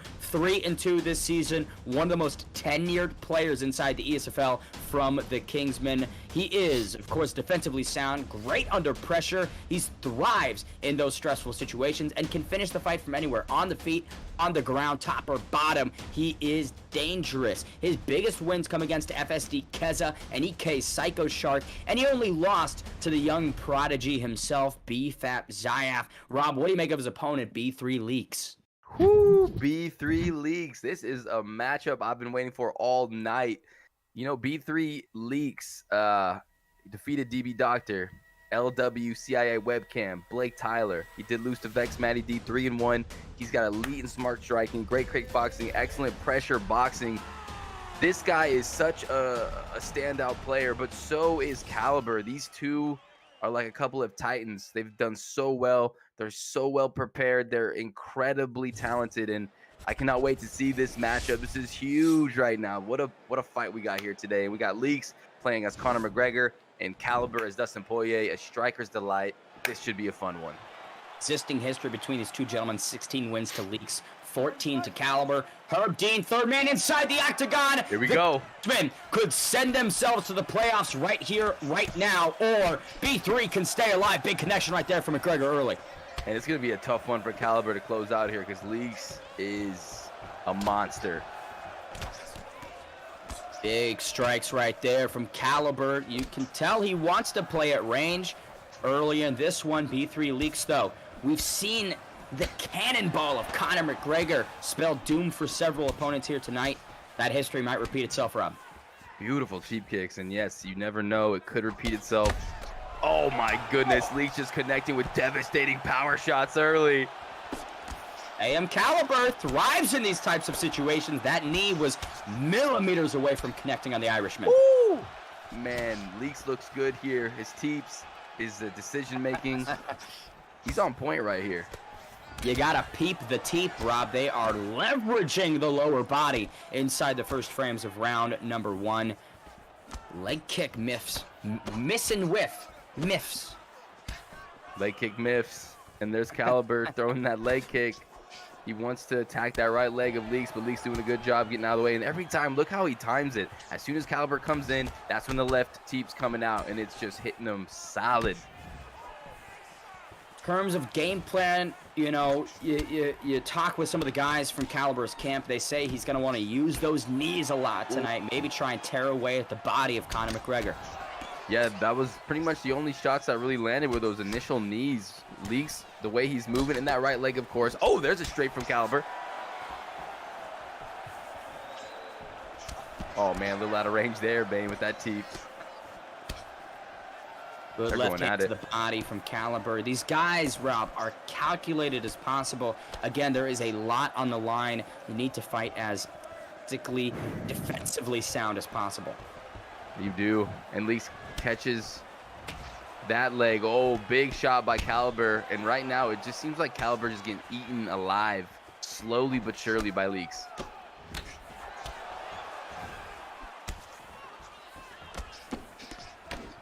Oh, look at that combo. Beautiful there. And every time he comes back, Bane, he's just teeping him. And then his teep's out of range. It is a tit-for-tat game plan through 4 minutes. Less than 60 seconds reign of Poirier knee, inches away from landing. Gotta think Leaks is having a pretty solid first 5 minutes though, Rob. Oh man, almost perfect, almost perfect. He's eating a few, calf kicks, but his ability to catch those teep kicks, land devastating uppercuts, work the body in his combinations. I mean, he's really brutalizing that body in an elegant way. Oh, there's a good shot by Caliber. Beautiful setup for that head kick by KM Caliber. But you gotta think, B3 Leaks with the early rock, each guy almost even on stats. What a tough round to score. Second set of 5 minutes is upon us. Once again, B3 Leaks in the Conor McGregor choice. KM Caliber with Dustin Poirier. Here we go, round two. Caliber's got to be careful. He doesn't eat those teeps. He doesn't eat any body shots. And he's got to figure out how to get his offense flowing here. There you go. That's nice.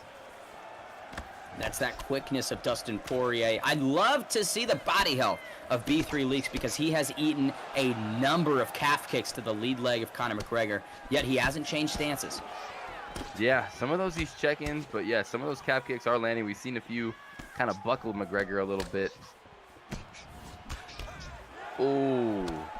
50 strikes for McGregor, 37 for Poirier officially. Feels like it was a bit closer of a differential than that, but either way, 3 minutes and 40 seconds left in this one. Poirier's power! Punching through Conor McGregor here. Caliber teeing off right there. Beautiful straights. Connects, gets a rock. Now League's coming forward. Maybe wants a little payback. And he's just standing right in the phone booth here. B3 Leaks eating a lot of shots here. You don't want to do that against a guy like KM Caliber. No, you don't. No, you don't. But Leaks eating those calf kicks and now just ripping to the body. Teeping away. Those teeps are so nice for Leaks. Oh, another crush into a head kick from KM Caliber. This guy is diversified as they come with the offensive arsenal midway through round number 2. Caliber's turning it up. Caliber definitely talented. He's sneaking in these nice attacks. You know, there's a teep that lands as well. He's going for the calf kick, then he swapped to a head kick. Lee's putting on a lot of pressure here, Bane. Ooh, another one. McGregor is a bit destabilized. Now eating some shots upstairs. Eating them, and Leaks, you know, kind of changing the game plan a little bit, more pressure, but he's just eating those calf kicks, and now we're seeing him miss a couple of teep kicks. Caliber finding his rhythm, teeing off on Leaks. A little 2-3 action from the Louisianan. KM Caliber has an opportunity here to shut out the B3 camp. Leaks not going away without a fight, though. Definitely not going away without a fight, but I'm sniffing and seeing a momentum change. Caliber looks like he is firing in all cylinders. Just not enough gas tank, Bane, but still just teeing off on Leaks here. When KM Caliber starts to swarm, that's typically when the fight gets called. Last 30 seconds of round number 2. Can Leaks survive? What an elbow from the Irishman. Ooh, they're throwing down here. It's so technical. We saw Jax get a little over aggressive and he paid for it. Will Caliber follow suit? Last 10 seconds. One big move for both guys. Man, another good shot. I don't know. That could be Caliber's round. I mean, that was just such a great performance in that second round. It could be 1-1 here, Bane, going into the third. Last 5 minutes. Good touch-up gloves between these competitors. B3 aiming to keep their playoff hopes alive. KM Caliber doing a fantastic job of potentially shutting it out. What a load of punches from Poirier. Oh, they're teeing off on each other. Both got... Oh, head kick! Caliber again rocks Leaks. Continuing that momentum swing that we felt in that second round. Now has him in the clinch. Can he take him down here? Bad news for B3. He's all over him, Bane. He's going to hop on his back. Takes him to school. McGregor brings him back down to the canvas. 2-on-1, not there. Armbar attempt gets denied. We know that KM Caliber can finish in these positions. Let's see what B3 Leaks' submission defense looks like, Rob. Yeah, we'll see. Can Caliber remain on top? Can he sneak out this round just using his grappling? Gonna hop right on over to that back mount. Half guard on top, Bane. Bad news for B3 Leaks. You can see the grappling advantage heavily in the Kingsman's favor. This has been a royal beatdown in round number 3, Rob. Beautiful flick up there. Couple of elbows. Nice work so far from Caliber. Going for that top mount position. Oh, he got it. Oh. No, rolls over. Hooks aren't entirely in, but man, this has been a world of trouble for Leaks off of his back here. Definitely, and this is going to add up in the judges' eyes. This is a dominant position. Caliber still holding on like a monkey on the back. And can he get up? Yes, he pushes his way up, but can he break the grip here? B3 Leaks doing everything he can to find some separation from the Louisiana. Not enough. Poirier drags him back down. Nice work. Oh my goodness, Leaks cannot fight this man off. Here's the posture up. Some damage can be put in here by Caliber. Doesn't gas out too much. Doesn't want to lose position. And right into the half guard again. B3 Leaks has only lost to one man this season, and his name is Matty D. He might be losing to another. KM Caliber locking up an arm triangle, Rob. locking it in, and that defense on Leaks was a little sus. That bar was big. That stamina might have been low right there, but look at 49 seconds, and it's been all Caliber this whole round. What an awful turn of events for the B3 camp. They desperately needed this win. 30 seconds left. Leaks finds his way back to the feet, but he needs to separate and throw some big strikes. Not going to be able to. Caliber backpacks again. Caliber connects twice off that clinch, couple right hands, and then drags him down. Caliber all over Leaks right now, and this could be it. This might be the decision. I don't know. It depends on who won that second round. I think it was Caliber. Biggest questions with UFC 4 is the judging at times feels quite staggered and not entirely consistent. So who knows? We're about to find out whether or not KM seals off their playoff dreams or if B3 has one more chance to keep it alive. Yeah, we'll see here. I really think Caliber took this. Let's see, though. Oh, he took it. The Kingsman advance in a gritty, calculated performance by KM Caliber. Him and Motown seal the deal. 4-3 this season. Go the Kingsman. Wow. That was just an excellent performance. You know, that first round, it just seemed like Leaks was on another level with his striking, but then Caliber somehow mustered up a sweet round number 2 using his striking, just putting on the pressure, really coming after Leaks, and it's almost like Leaks folded a little bit in round number 2, and then Caliber was able to use that momentum going into round number 3 and just took him down and just dominated him in the grappling and took the win. I mean, just absolute precision there by Caliber. You know, one of the beautiful things about KM Caliber's striking was the dedication to the body, which ultimately opened up those head kicks. You know, when you complain about that final round and you say, oh, boring, lay and pray, look at the stats. Caliber stunned him twice to B3 Leaks' only stun. So in terms of damage and mixing up on the feet, Caliber did just a bit more.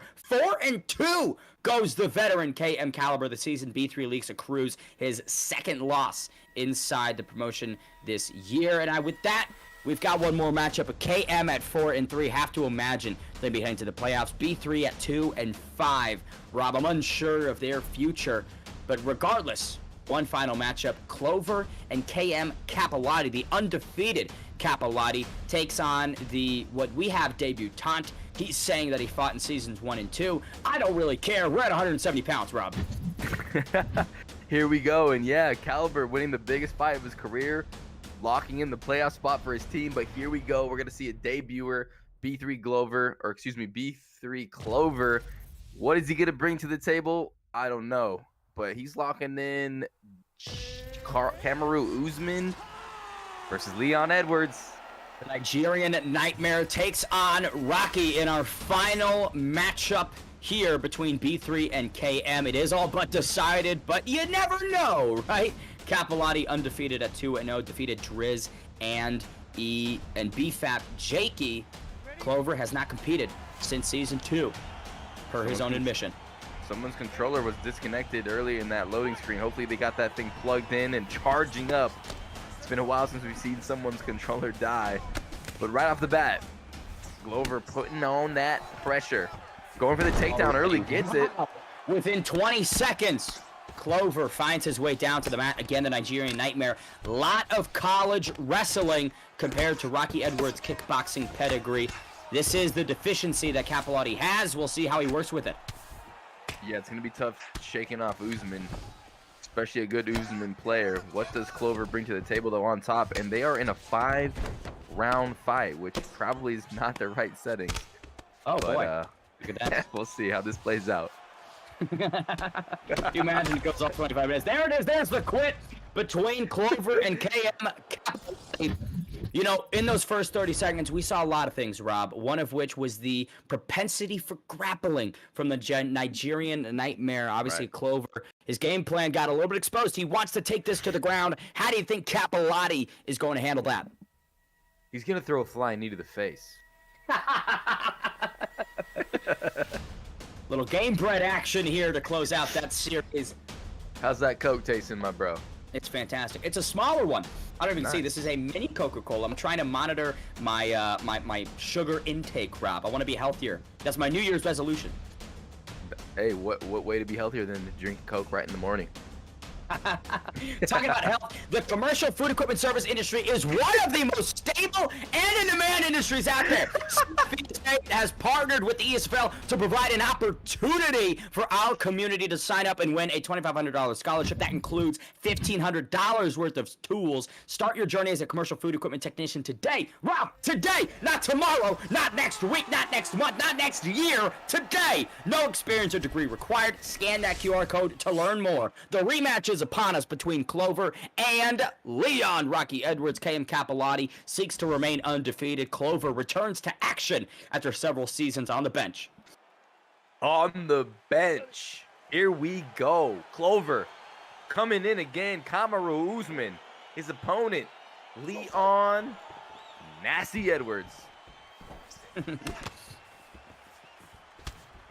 Big push kick right there from Rocky. Again, Clover, look to see him shoot early and often. I believe he wants to put Capilotti on his back. Dan Murgliata, third man inside the cage. Dan Murgliata looking fierce tonight in the black on black on black. Looking like he could have used an update several patches ago, potentially. He's moving quick back there. Ooh. I'm just looking at Nice Dan. shot. Yeah, it was too. Oh, nice right hook from. Oh, there's the knee. He heard you, Robbie. Downloaded that data and incorporated it. Leon Rocky Edwards, dangerous downstairs. The Nigerian nightmare must pivot the strategy to get this one down to the canvas. Yeah, Clover's doing a good job though. You know, he's using that leg kick. He's also throwing some big shots, getting the respect. Oh man, and Usman could land some heavy shots. He's got some power. Big dump right there. Capelot avoids the takedown, but Clover closes the distance. Uppercut from Usman. One of the things we talk about the grappling of Kamaru, we almost neglect to mention the power that man possesses. He shuts off people's lights, Rob. He does. He doesn't pay the power bill, and he shuts off the lights. I mean, he is devastating. Oh, there's the teep kick, though. He's going to go ahead and use this to get some free knees. Maybe not. More of a positional move, but gets stumped right there. Capelot off of his back. This is what Clover has wanted midway through round number 1. Once again, KM Motown and KM Caliber have concluded this series between B3. We aim to see the Kings win inside the playoffs, but you never know. We need to do this matchup before we head to our final series of the night. Right. You never know, but it seems like Clover is just in full control, in my opinion. Like his ability to land those heavy shots, his ability to get the fight to the ground with Usman and just control and drop elbows. I mean, he's looking real good right now, Bane. Real good.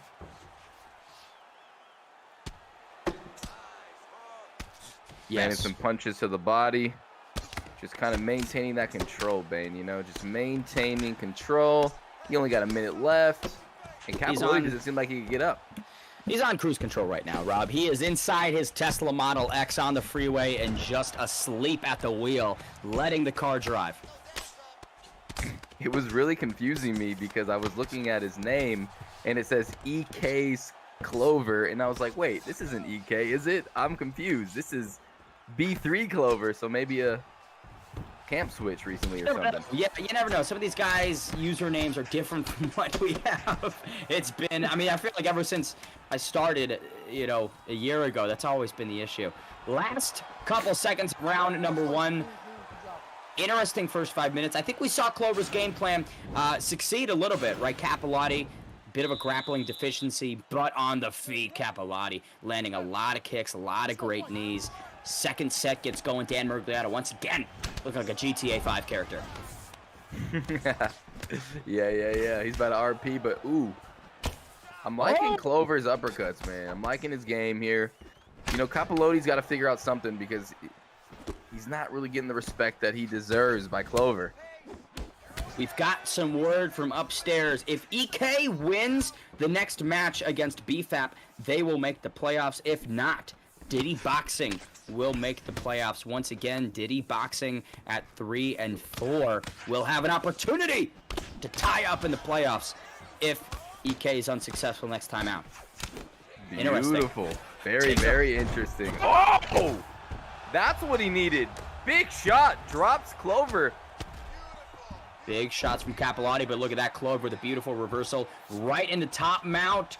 What a position for the B3 member, Rob.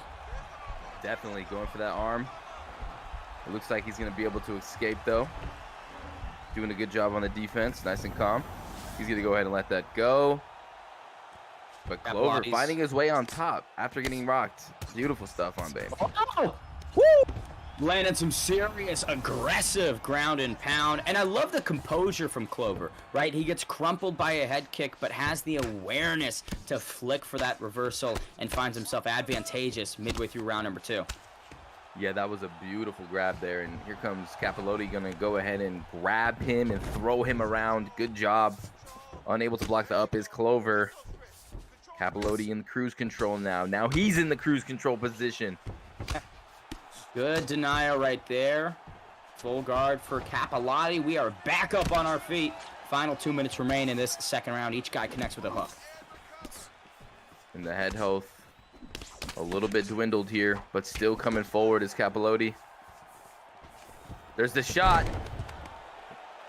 Beautiful. Big takedown by Clover. Big left hands like a piston, Rob. Yeah, those are nasty. Ooh, ground and pound. Uh-oh. From Clover, Capilotti with a reversal of his own. Yeah, both guys been getting these really nice reversal catches. Here we go. Unable to deny. Capilotti still in half guard. Trying to build that GA. There's the grab, full guard. Clover trying to work his way out of here. Beautiful shots from Rocky Edwards. Back on our feet for the final 30 seconds of round number 2. Doubling up on the teep kicks. Rob, these last 10 minutes have been full of action. Holy teeps. 3 in a row right there. That was nice. Oh, power shot. And Clover just teeing off. Wow! Talk about ending the round with some serious statements.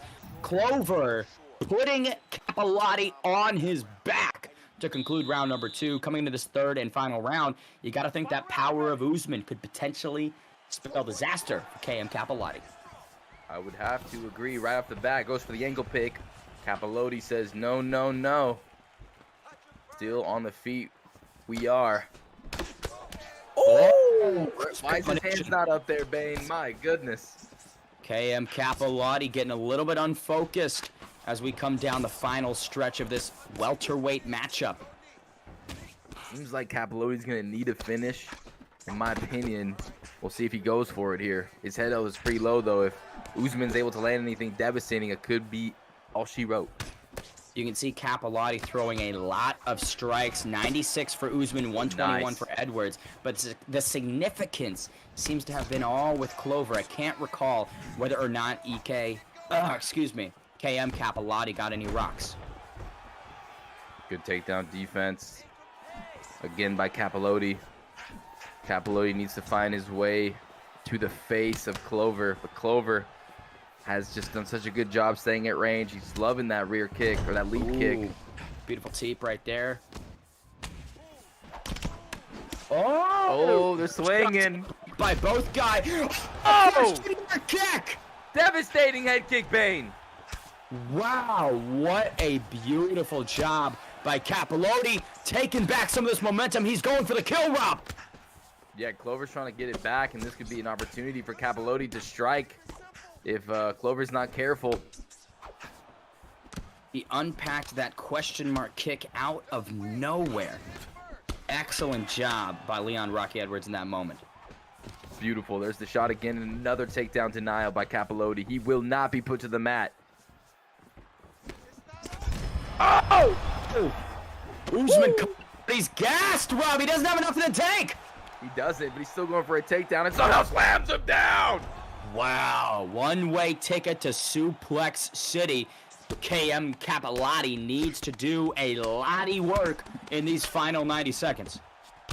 Yeah, he does. That was huge for Clover. And Clover always seems to be able to have a late rally in these rounds.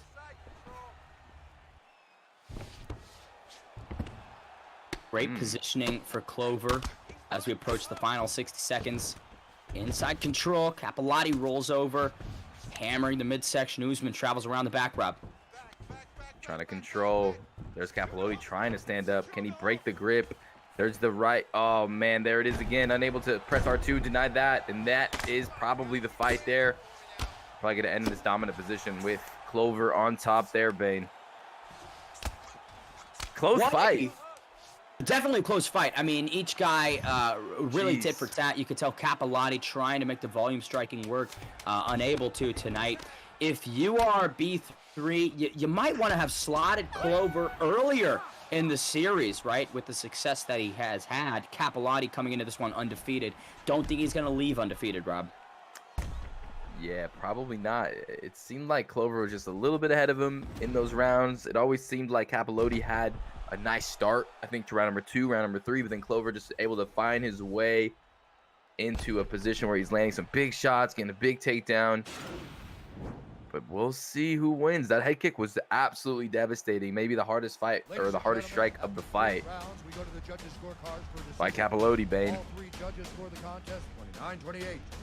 Who is it, Bane? I'm waiting, Rob. Oh, wow. I wanted that prediction, Bane. There it is. Can't move. The Nigerian Nightmare himself, Clover, comes back in a big way against the formerly undefeated Kingsman KM Capilotti. Not a sweep for the Kingsman necessarily, but certainly a win. What a great performance by Clover. I mean, he came in here, the grappling was evident. He obviously wanted to get this one to the ground, but he found some serious moments on the feet and dealt with the adversity in a great way. He never became uncomposed. He always stayed true to his guns. Even in those moments where it looked like he was out of there, he was very much still competitive, Rob. Yeah, 100% agree with you. He showed he's got a lot of skills, obviously training with Leaks and Jacks, and just put on an absolute clinic and showed all the different assets of his game. And Capilotti undefeated. I mean, it's a big win for Clover. A clean, well, no, not a clean sweep, but B3 getting one. Unfortunately, B3 getting eliminated from the playoffs, going 2-5, but Kingsman locking in the playoff spot, going 4-3. 4-3, absolutely. The Kingsmen, who have been back and forth all season, but always consistent. Whenever you're taking on a Kingsman, you know you've got your work cut out for you. And talking about work, we want to take a brief interlude for a CFE SA commercial. We'll let the truck run it. We'll be back in a moment. So you don't want to go to college? Are friends and family throwing words at you like job security and financial stability? What if I told you there was a career where they'll pay to train you? You'd be able to afford the things you want. There's a position open right now in every major city in the country. You don't need a college degree to take the right step toward a lifelong career. Make your move. Make your mark.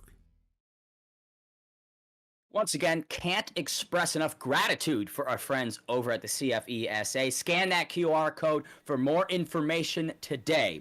Rob, we've got one last matchup here before we wrap up Week 13 on the Xbox side. The series finale concludes with the Elite Kings 3-3 this season, taking on the number 2 ranked BFAP, who are 5-1. EK, a camp that has had so much success over the last several seasons, all comes down to this against the Ankle Pickers. Rob, what do you make of this matchup here tonight? You got the Elite Kings, the historic camp that has been around for so long, since the creation almost of the EA Sports franchise UFC, and I believe that they have a chance right now. If they win this series against BFAP, the number 2 squad, they could get into the playoffs. I'm pretty darn sure. However, EK Cheery versus BFAP Dirty Dave. Dirty Dave 3-1. That's going to be an exciting matchup. EK Cheery also going to be the underdog there. But EK Donner versus BFAP Jakey. BFAP is bringing such a strong lineup, but a lot of people think that EK can do this. And then you got EK Capelot versus BFAP Trixie, the undefeated Venom Invitational champion. Woo! We got a series for you tonight, ladies and gentlemen.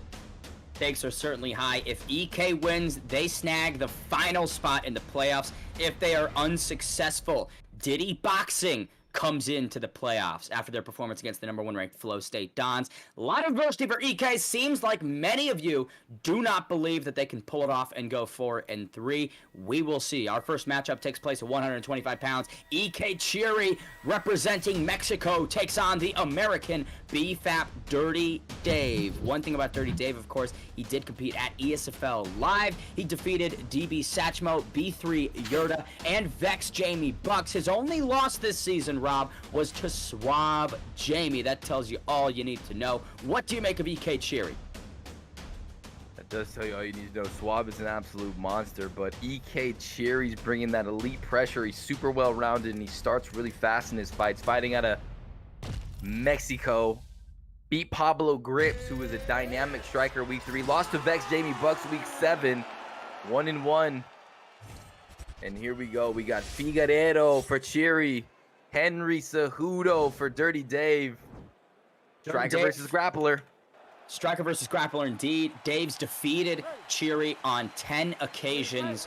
Historically, we will see if that helps him tonight. Hardin gets us going for our final series of the Xbox finale. Cejudo versus Figueredo. Rob, I'm pumped up right now.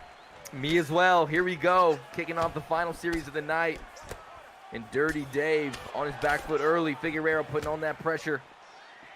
You know, we talk about the grappling credentials, the Olympic pedigree of Cejudo, but he's got some hands, Rob. And he's just digging to the body, throwing beautiful shots. Here's the takedown. He's going to pick him up, and he's going to dump him, Bane.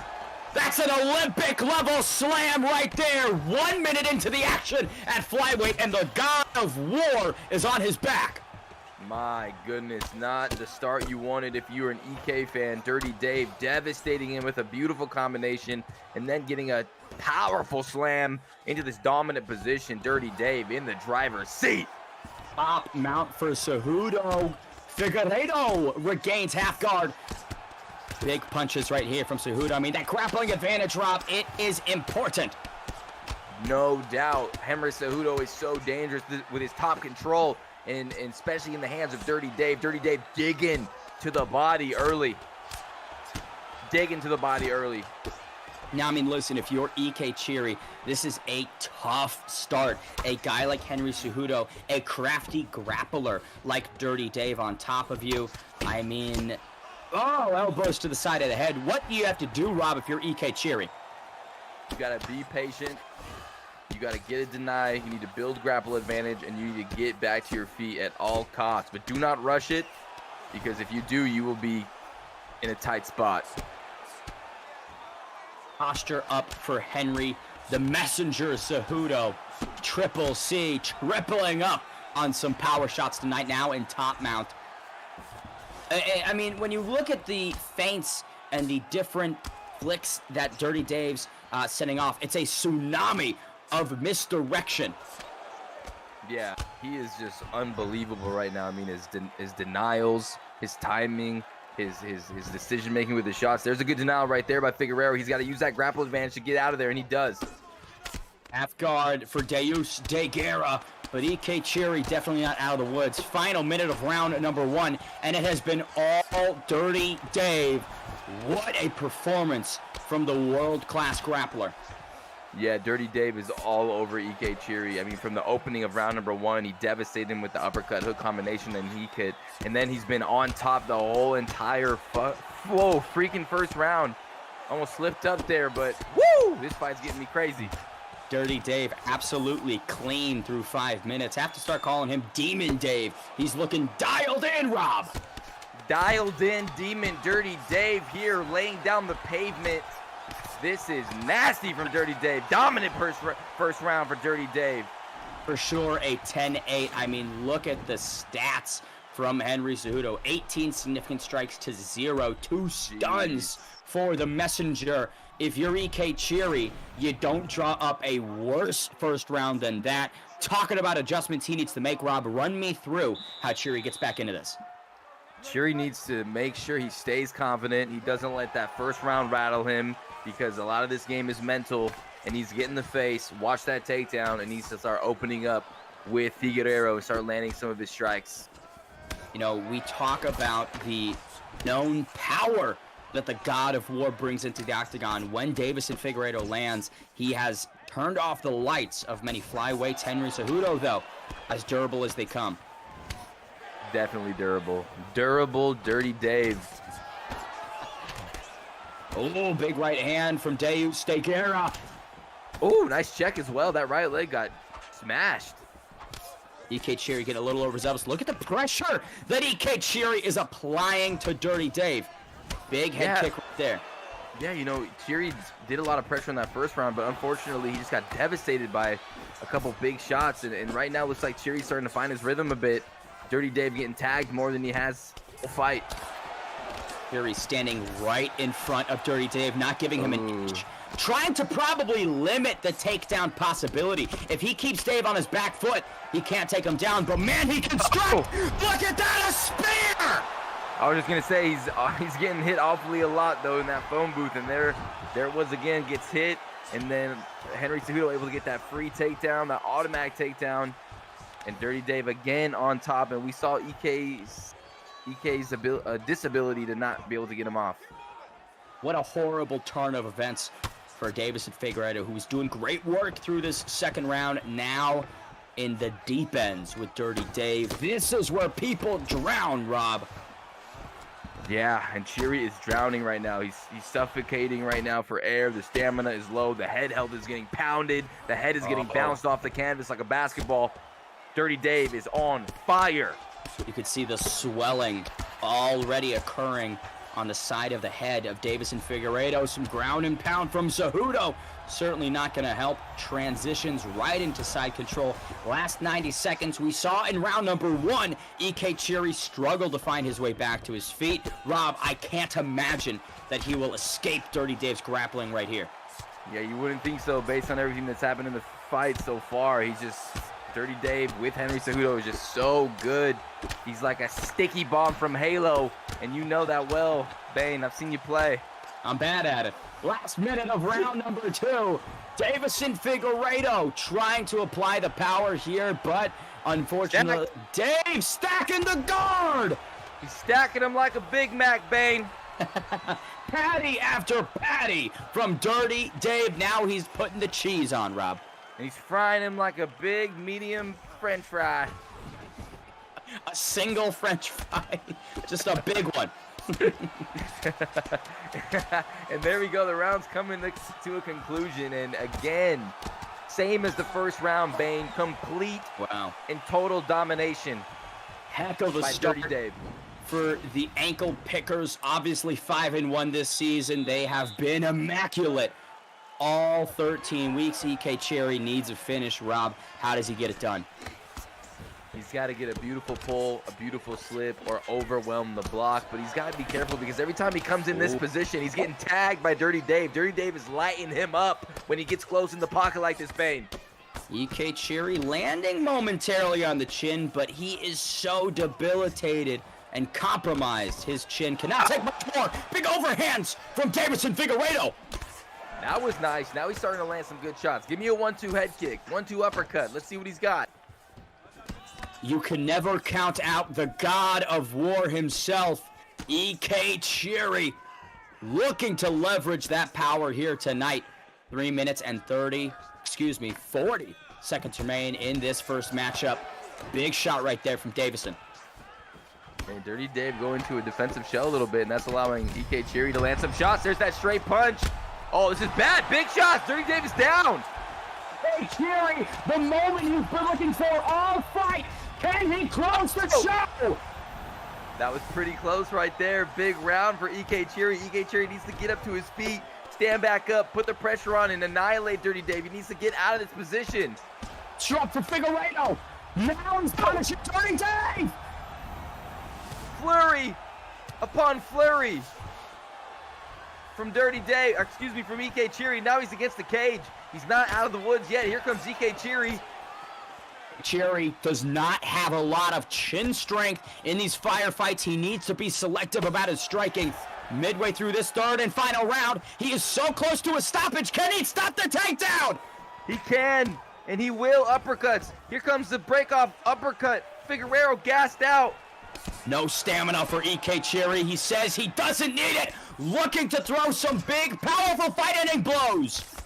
1-2 head kicks being thrown out. A lot of pressure being felt by Dirty Dave. Oh, He's trying to throw that lead overhand. Inches away. Man, Dirty Dave's getting beat up right now, but he's staying. He's hanging in there. EK Cherry's blinking. That head health is not where you want to be. He needs one more big moment, Rob. Last 70 seconds. Can he start EK off with a win? And right now, Dirty Dave's trying not to lose while Cherry is trying to win. And this happens sometimes in the ESFL. And this is really going to benefit Cherry. You know, Dirty Dave just needs to throw something big. Oh, again! EK Cherry! Oh, over him! But he's down! Dirty Dave clips him! Dirty Dave needed that one. He needed that one. Oh my God, he sneaks out! He's greased! He's greased! 20 seconds, Cherry trying to make some magic happen! Another 1-2 head kick.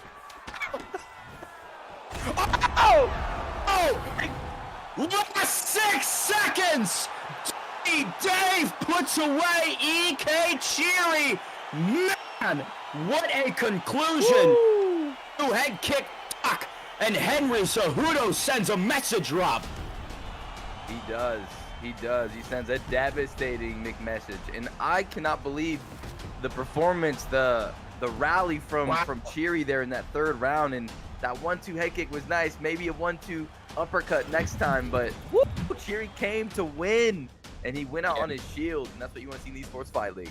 As game as they come, EK Cherry walked into the fire of Dirty Dave and was able to burn the ankle picker in several moments. But yeah, just not enough. You know, we've seen time and time again tonight, when you get overzealous on the feet, when you get too aggressive, you get clipped and you get put out. The God of War snuffed in the first fight of our final series. Ankle pickers up 1. It all comes down to EK Donner. Rob, what do you make of this second matchup of the night?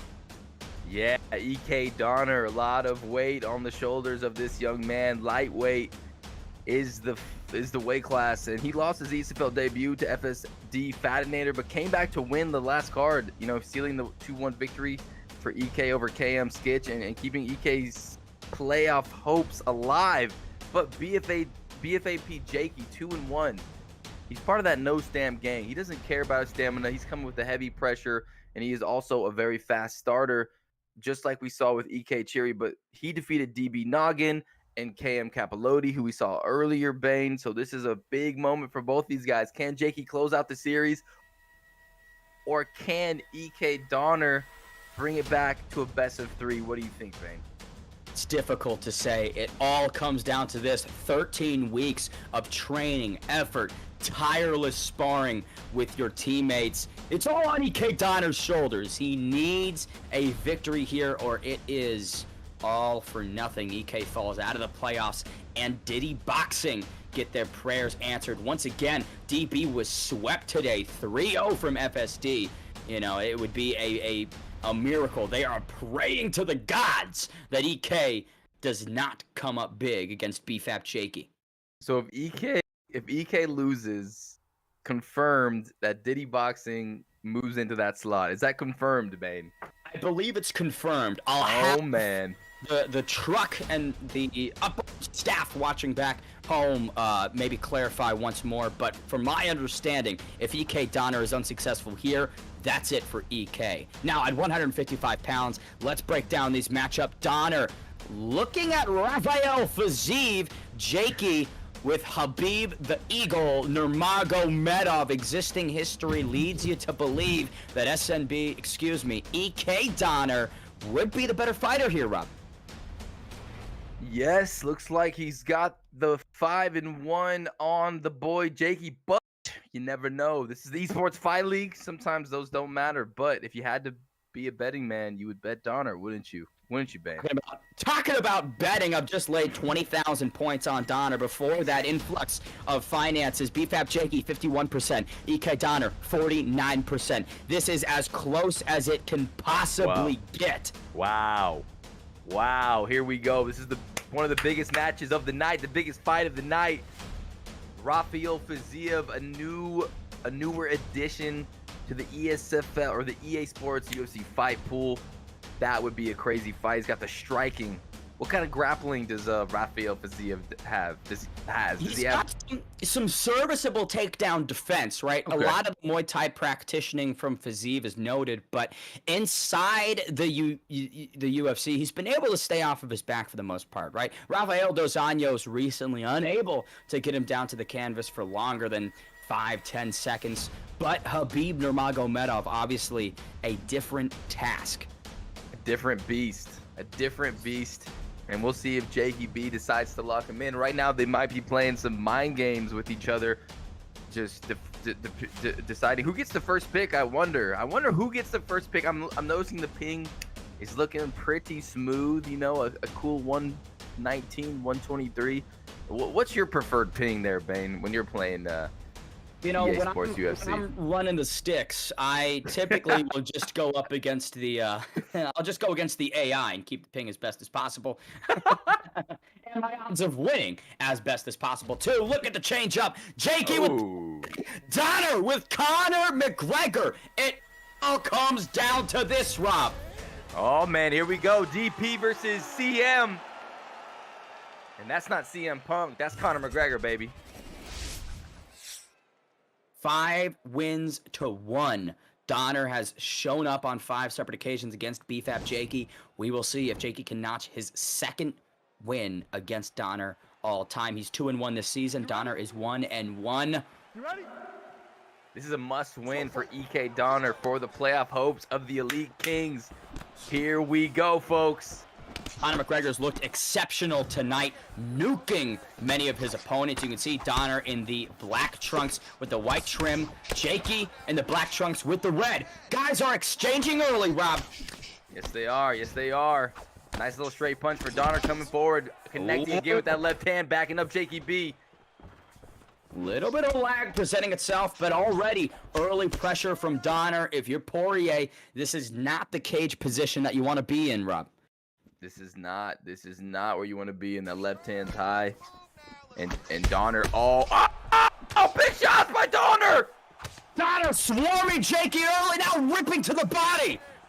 Woo! Donner opening up a can of whoop. Ooh. Ooh! Jakey is swallowing these shots, Rob. Donner's rising to the occasion. He wants this win badly. Big lead overhand, whiffs right there from the Louisianan. The notorious Conor McGregor eats a couple Poirier punches.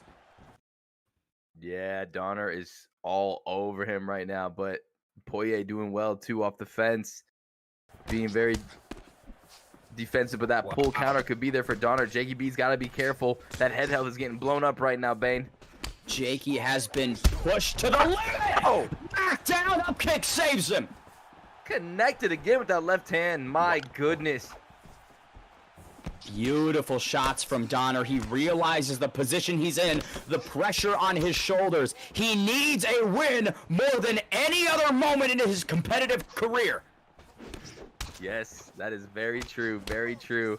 And he's been doing so well so far, but he's got to be careful. Jakey B is starting to get his faculties in check. You know, they've got some time here.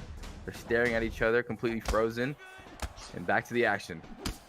Once again, the betting community believes that this one is a coin flip. 51% for Jakey, 49% for Donner. It's definitely not looking even early. Donner's got his number, Rob. And Donner's been landing power shots to the body, tapping away that stamina early from Jakey B. He's going to make it very hard and landing those left hooks over and over again. Oh! Big head kick by Poirier. Briefly stumbles the Irishman, but again, not really a lot of not a lot of meat on it, Rob. Yeah, not a lot of meat because of the stamina being a little bit low. But here we go. Jakey B coming back in. That uppercut's being thrown out there, though. He eats it.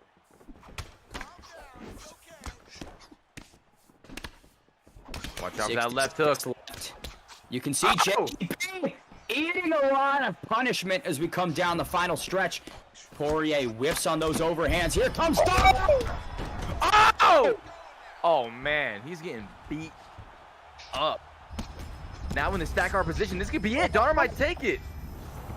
EK Donner trying to keep his camp's hopes alive. He is flooding Jakey B with everything his competitor can handle.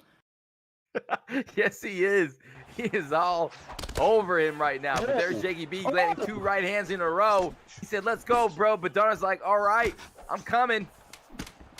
Last 10 seconds of this first round. Donner unloading, but Jakey B ends with a stun of his own. What an electric first round between Conor McGregor and Dustin Poirier. Gotta believe Donner's got the better of it heading into this second round, but anything can happen inside the ESFL. Once again, tonight's fights are brought to you by the CFESA. We get going for round number 2, Rob. Round number 2, and you saw that combination on that replay. It was just disgusting the way Dustin's head was flopping around and Donner was just teeing off on him. Oh, a nice little right there. Freeze kick there.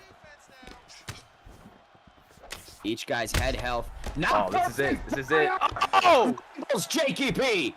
My goodness, another devastating combination, and somehow Jakey B ends up on top. Round number 2.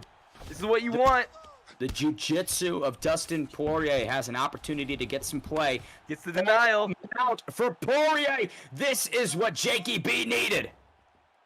Yeah, he doesn't have a lot of stamina to play with, but at least he's on top. He's not eating damage from the devastating Donner. And he's going to be able to slow the fight down a little bit here. Maybe even squeak around if he could maintain. Oh, he flattened him out. He flattened him out.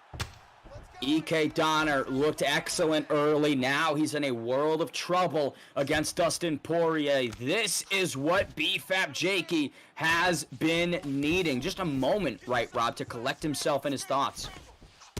Yeah, for sure. Just a nice little smoothness, a little relaxation, but there it is, back into the hellhole of Donner. Beautiful get up right there from the EK member. Once again, the left hand of Conor McGregor. Again and again and again, that left hook has landed and has devastated Jakey B. I don't think he's gonna be able to survive this sequence here. I think it's over. Oh! This is it, Rob. This has gotta be it. Bang, baby. K. Donner keeps the dream alive against a very game Jakey. What a steam-rolling performance by EK Donner, Rob. That was magnificent. That was absolutely fantastic. Yes, what a win. EK Donner, with all the pressure on him, just sleeps his opponent, Jakey B. A dangerous Jakey B. A 2-1 Jakey B. Looking to close out the show for the BFAP. EK showing the hunger, showing the passion. Beautiful right hook right there as Poirier was in the middle of a combination. Just gets shut off by EK Donner. What an amazing turn of events. 1-1. The season finale, Rob, ends with EK Capelot and BFAP Trixie at 170 pounds. BFAP Trixie, one of the most dangerous players on the planet, especially at welterweight. The Venom Invitational champion is one of the ESFL Live competitors. He beat FSD Keza, B3 Blackout Hours, and KM Motown. He has mowed his way through the competition, but he takes on the American and EK Capelot, who's beaten Webcam and Yurta. His only losses are to FSD Swap Jamie and Vex. Bossman Rob, we've arrived at the last fight of the night. How do you feel? I feel ready to go. I feel ecstatic, Bane. I'm just excited to see how this season is going to close out, the regular season, who's going to get into the playoffs, and it's all riding down to this very fight right here, this very moment, right now. EK Capelot, 2-2 versus undefeated Venom Invitational champion, former ESFL champion, BFAP Trixie. It's going to be a tough one. Can EK do it? We're about to find out. You can see Capelot opting for the Kamaru Usman pick. BFAP Trixie, one of the most lethal strikers in the game with Leon. Rocky Edwards' existing history suggests that Trixie's the best. Wins to 9. If you look at Twitch, 127,000 channel points for BFAP Trixie, only 18,000 on the comeback for EK Capelot. This is as much of an underdog as you can possibly get. 1-1 round. It all comes down to this. 1-1, let's go. Trixie, Capelot. Trixie right away throwing some big shots at Capelot. And with Leon Edwards eating damage in the seconds. With Leon Edwards, Bane, it's going to be a tricky sort of night for Capelot because Trixie has super devastating reactive pre-planned execution with his combinations. He is, as some would call, a computer. A guy who knows the response to the response, the counter to the counter. If you want to play tit for tat with Trixie, there is a small percentage of the population that can best him in that regard. 3 minutes and 40 seconds. Capelot eating shots early, Rob. Yeah, Capelot doing a good job not taking too much damage. Yeah, he's got to find a way to get this fight maybe to the ground, use some clinch, because if they stand up and they fight this sort of fight, it's going to just favor Trixie. Oh, man. Ooh, big front kick to the teeth. Kamaru Usman not opting for any takedowns through 2 minutes. Have to think EK Capelot's bread might be buttered best on the ground, Rob. Definitely would, but he's doing a good job at not diving for takedowns. He's getting some respect on the feet so we can mix him up. Yeah, he's hitting them hard. There it is. See, there's the mix-up. Goes for the takedown. Trixie's so tired. That allows Capelot to get the takedown. Good job. Excellent work. Ducks the shot from Trixie, right? Trixie trying to throw some hands. EK Capelot ducked right under, now pounding away with some punches, trying to get that grapple advantage. Yeah, he's doing some damage to the long-term head holds with those little punches. A little sliver, and the ref stands him up. Unfortunately, Capelot not able to take too much of a advantage in that opportunity. Back to the feet we go. Big shots from Leon Rocky Edwards.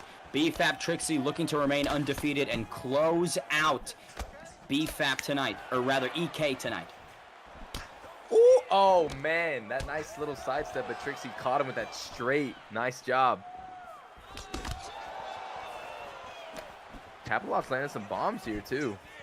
He's landing shots, but more often than not, he's just inches out of range. Trixie, a master of making you miss.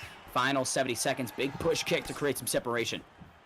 Yeah, good job by Trixie, creating some range, creating some distance. Both guys fighting pretty well right now, keeping their defenses high. Ooh. Trixie slamming to the body right there, punishing the midsection of Kamaru Usman. Now sticking with the 1-2. Yeah, Trixie's doing some damage to the body, kind of mixing it up, while Capelot's focusing on the head of Trixie.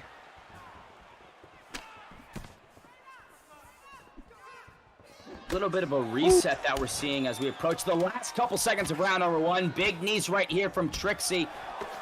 Uppercut on the break. What a first 5 minutes. Season 4 on the Xbox side. The regular season comes down to this. 49 total strikes on both sides, but the significance a little bit on Trixie's favor. Yeah, a little bit, but then you got the takedowns, like the 28 seconds of control time for Usman, and who knows how the judges are going to score that. Capelot probably lost a round, in my opinion, just due to the damage, but still in the fight very well. Big shot right there from Trixie, bleeding right through the guard of the Nigerian Nightmare. Lot of pressure is on Capelot's shoulders. He's come up half of the time this season to cash that ticket. We'll see if he beats the odds tonight. Capelot just getting chewed alive every time he gets into the reins of Trixie. Trixie doing a good job at attacking the left leg, the body, the head. Multiple targets for Capelot to worry about. Big combo right there from the Venom Invitational champion. Capelot's done great work at commanding the cage, but he's not really imposing his will. More often than not, Trixie's having a lot of success countering, Rob. He is. Nice check. Oh, ooh. Capelot checks and racks with that right hook. Capelot's also doing really well because Trixie usually is devastating his opponents, knocking them completely unconscious by this point. Capelot's hanging in there and landing some good shots of his own. Oh! Overhand from Edwards. Here's the judo throw from Trixie. Capelot with the late denial though, Rob. Good job by Capelot staying on the feet, but huge moment for Trixie. Devastating combo there. Coming forward is Capelot. A lot of moments here for both gentlemen. Midway through round number 2. Stakes are high, Rob. Stakes are high. I'm at the edge of my seat right now. Capelot's trying to come forward, trying to land hooks, trying to find some momentum, but Trixie keeps just shutting it down. Every time Capelot feels like he's found there it is. Success, it gets closed. Beautiful body lock takedown right there from Usman. This is huge, Bane. He needs to do some damage right now. He needs to get some control time. Especially with that knockdown earlier in this round. Capelot needing to even the tables a little bit. He needs to even those tables. They're a little crooked, but that denial there, Bane, was huge. For Capelot. Capelot maintaining his control nicely here. Just smacking the hell out of him. Nice body shot. Lots of posture ups here for Capelot. Unsure if he's doing the damage required to really tell the judges that, hey, this is my round, but good work nonetheless from the EK member.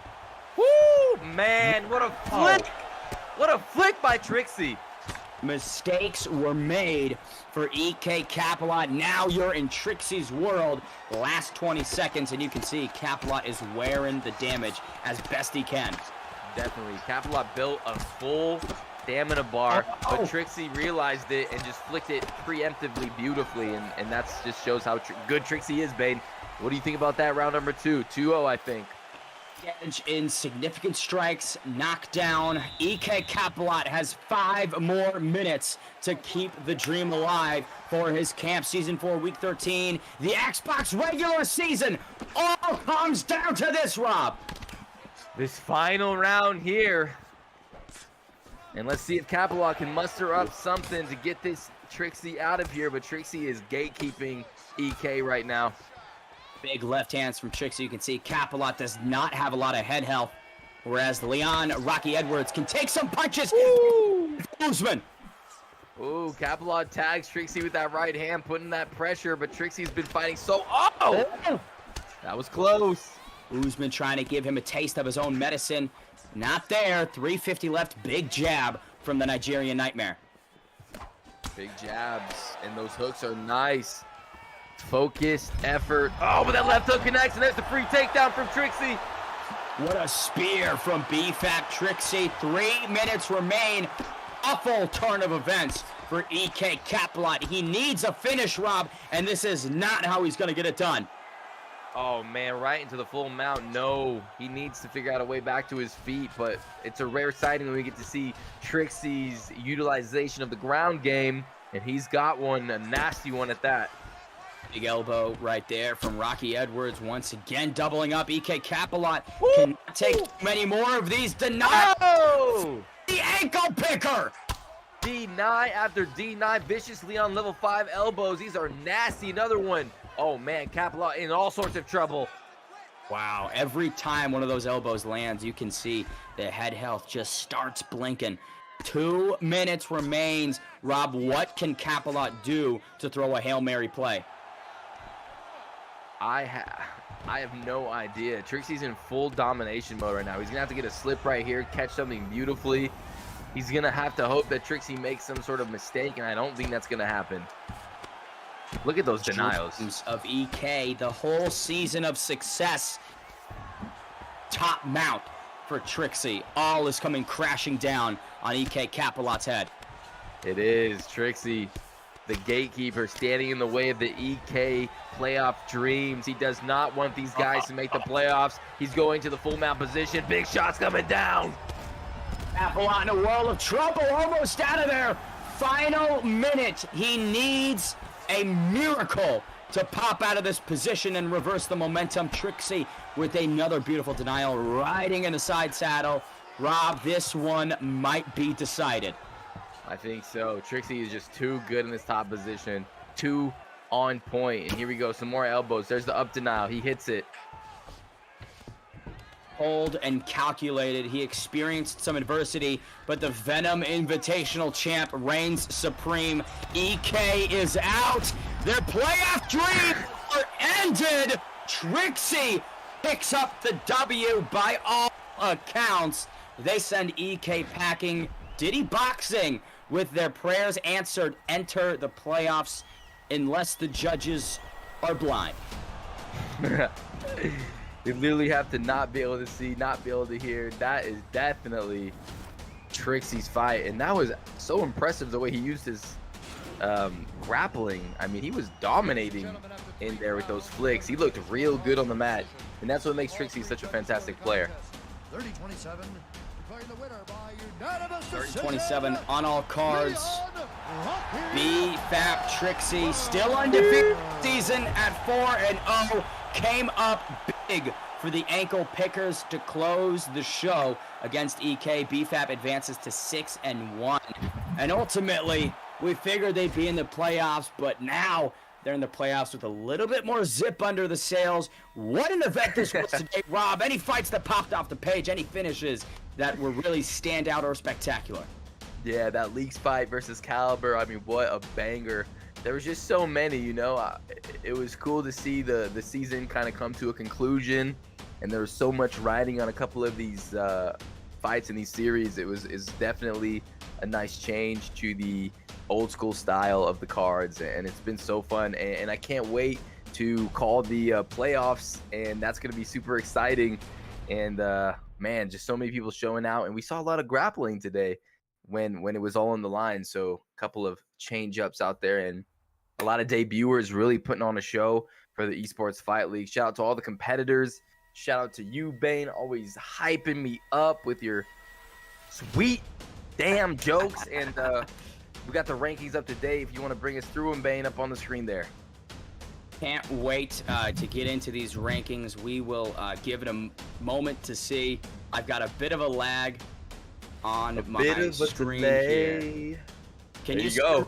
I can see him. We got Flow State Dawn 7-0, Bane, undefeated, undisputed champions of the season so far. But then you got BFAP 6-1, taking that number 2 spot, getting big wins today against EK. And then you got the Kingsman 4-3, locking in that 3rd spot. And then Diddy Boxing by the skin of their teeth with a 4-leaf clover down their pants, takes that 4th spot.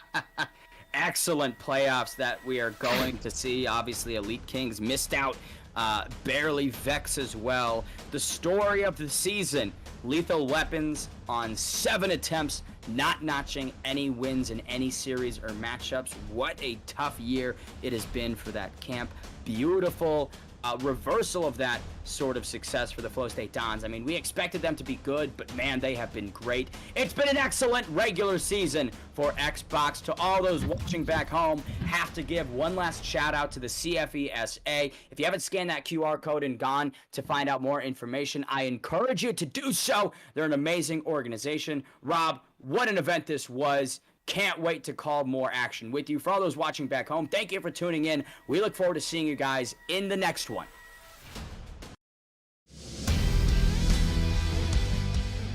So you don't want to go to college? Are friends and family throwing words at you like job security and financial stability? What if I told you there was a career where they'll pay to train you? You'd be able to afford the things you want. There's a position open right now in every major city in the country. You don't need a college degree to take the right step toward a lifelong career. Make your move. Make your mark.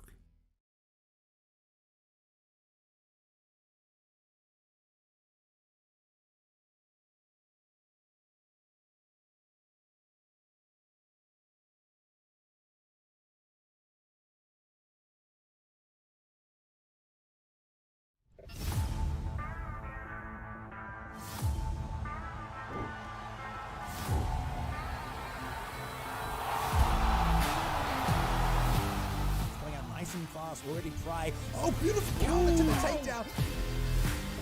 Thank you for joining us tonight. A disadvantage Desire, but then he. Waiting too much on Trixie. Nice shooting, good turning.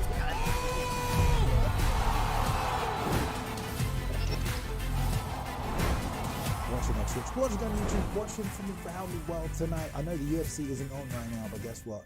The virtual octagon is here.